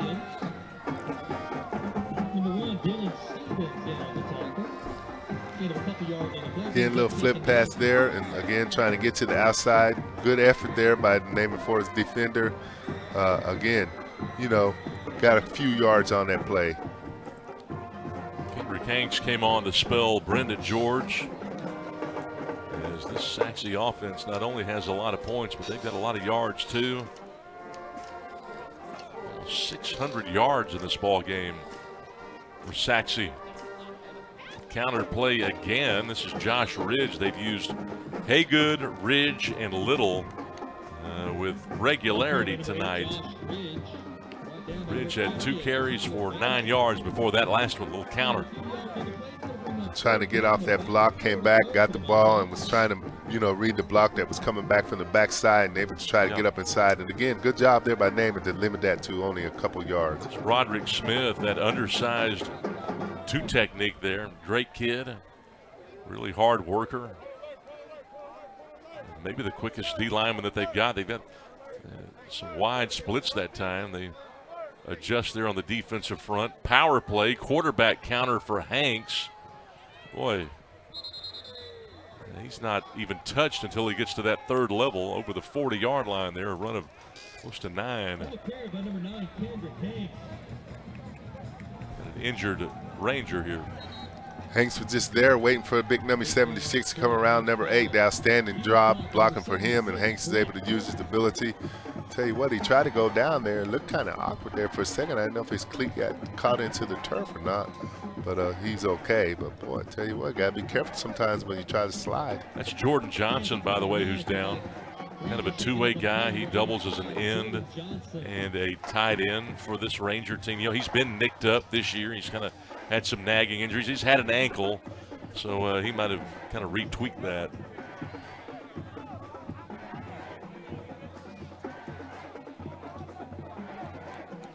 You know, just kind of speaking about Naaman Forest is just stay positive. I promise you they believe they have some games coming up that they can win. So I'm sure Coach Perales will get them back into practice and, you know, let's stay focused and work hard, guys. You know, Coach Perales is a great coach. He's got a great son as a quarterback. And as he said, you know, we're still coaching hard. We're still playing hard. Another flip pass, nothing fancy right here as they go to Delgado. No more Delgado. Dylan Stevens, a cornerback who started this ball game at corner, still in there. They pick up 10, though, on the flip pass. Get another little flip pass inside, trying to get to that left side. Again, good blocking out there by the Sachse offense, and able to try to get, were able to get some good yardage out of that.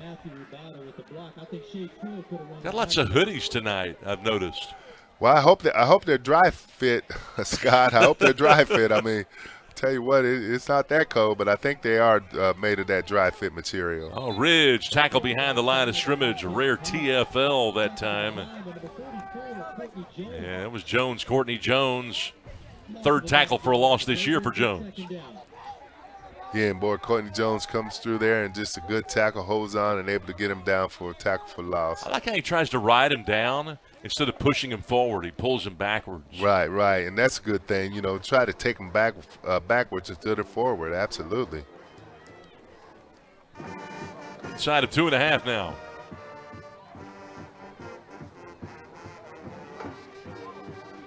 This is Ibarra. Still on his feet. What's going on down there? I don't know. I saw the ball bounce out, so I think Naaman's got that ball and able to get a fumble. It bounced so crazy for a second. I didn't know what happened. Getting inside, and bam, there it comes out right there, and turnover for Naaman Forest. So the ball popped out for just a moment, picked out by Naaman, and Naaman's got the fumble recovery. Daniel Prague, senior safety, came in with 13 tackles. And Naaman will take it back over.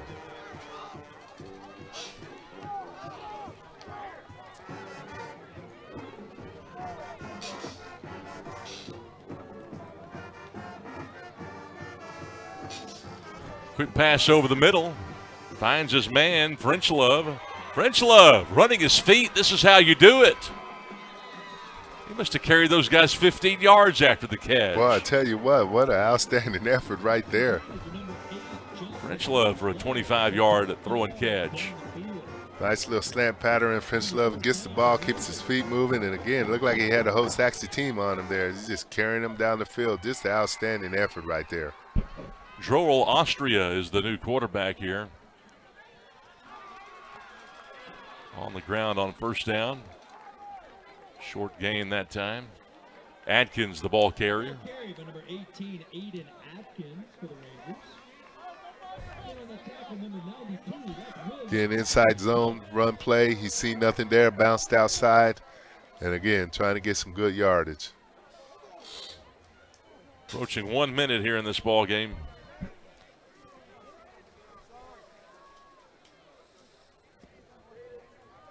That left tackle might have rocked out of his stance. This is going to Turner for the touchdown. Dylan Turner's third touchdown grab of the year.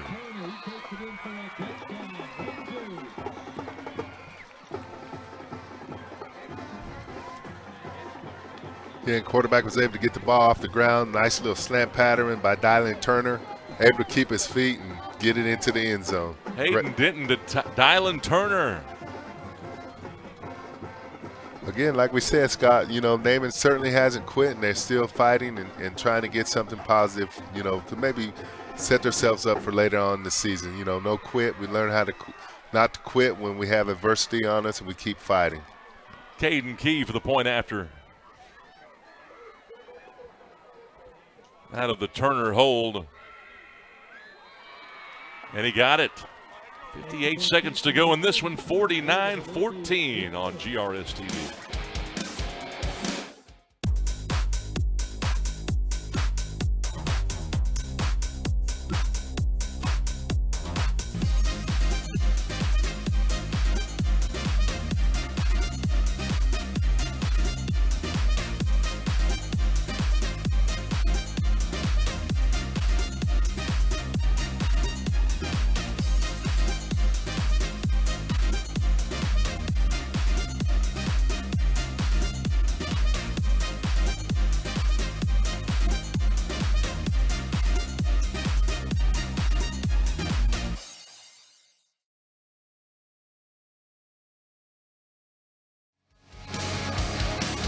Naaman Forest back to the board. Dylan Turner with the reception. Third touchdown grab of the season.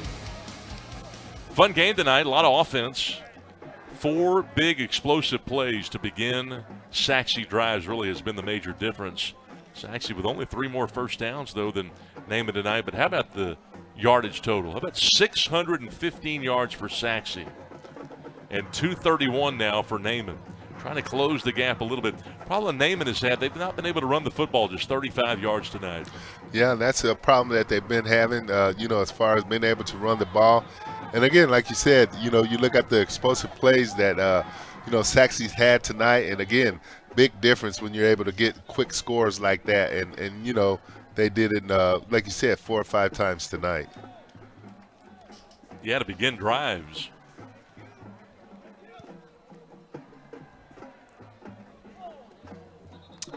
Fair catch. Sachse will begin from their own 25-yard line, and perhaps we see a victory formation here by Sachse. We'll see. Flag coming out.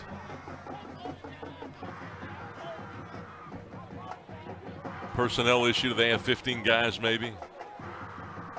What do we got here, Eliza?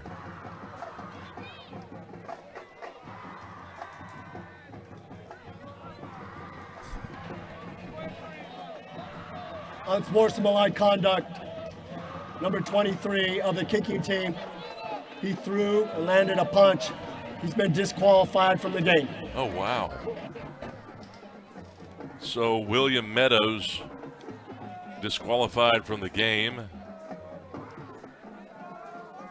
And again, you only got, 58 seconds left in the game. You certainly don't want to do anything like that at the end of the game. I was going to say, for a flag to be thrown with a minute to go in this game, it better have been blatant. Yeah. And obviously it was. Yeah, absolutely. Anytime you throw a punch, that's not going to be accepted. There's no place for that in the game.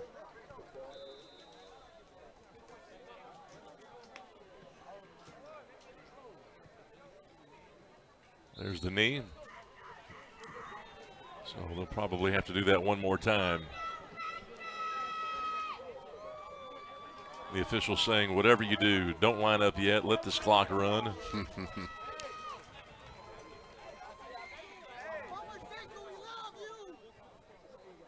So one negative, run the shotgun, you take a knee out of it, you lose 5 yards. Yeah, you do.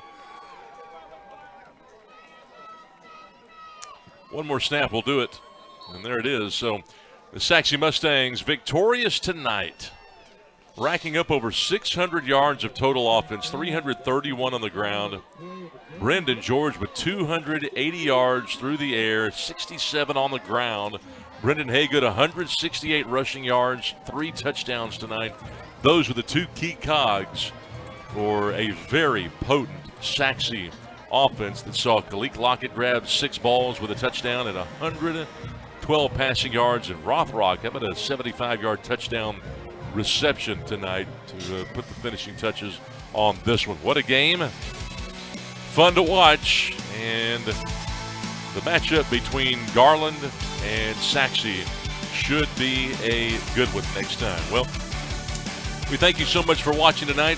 Roman Alexander, thank you. Thanks to Delbert Richardson and the entire GRS-TV crew. My name is Scott Garner. Until next time, the final score from Homer B. Johnson Stadium at Sachse 49 and Naaman 14. Good evening, everyone, from Homer B. Johnson. Good night, and God bless.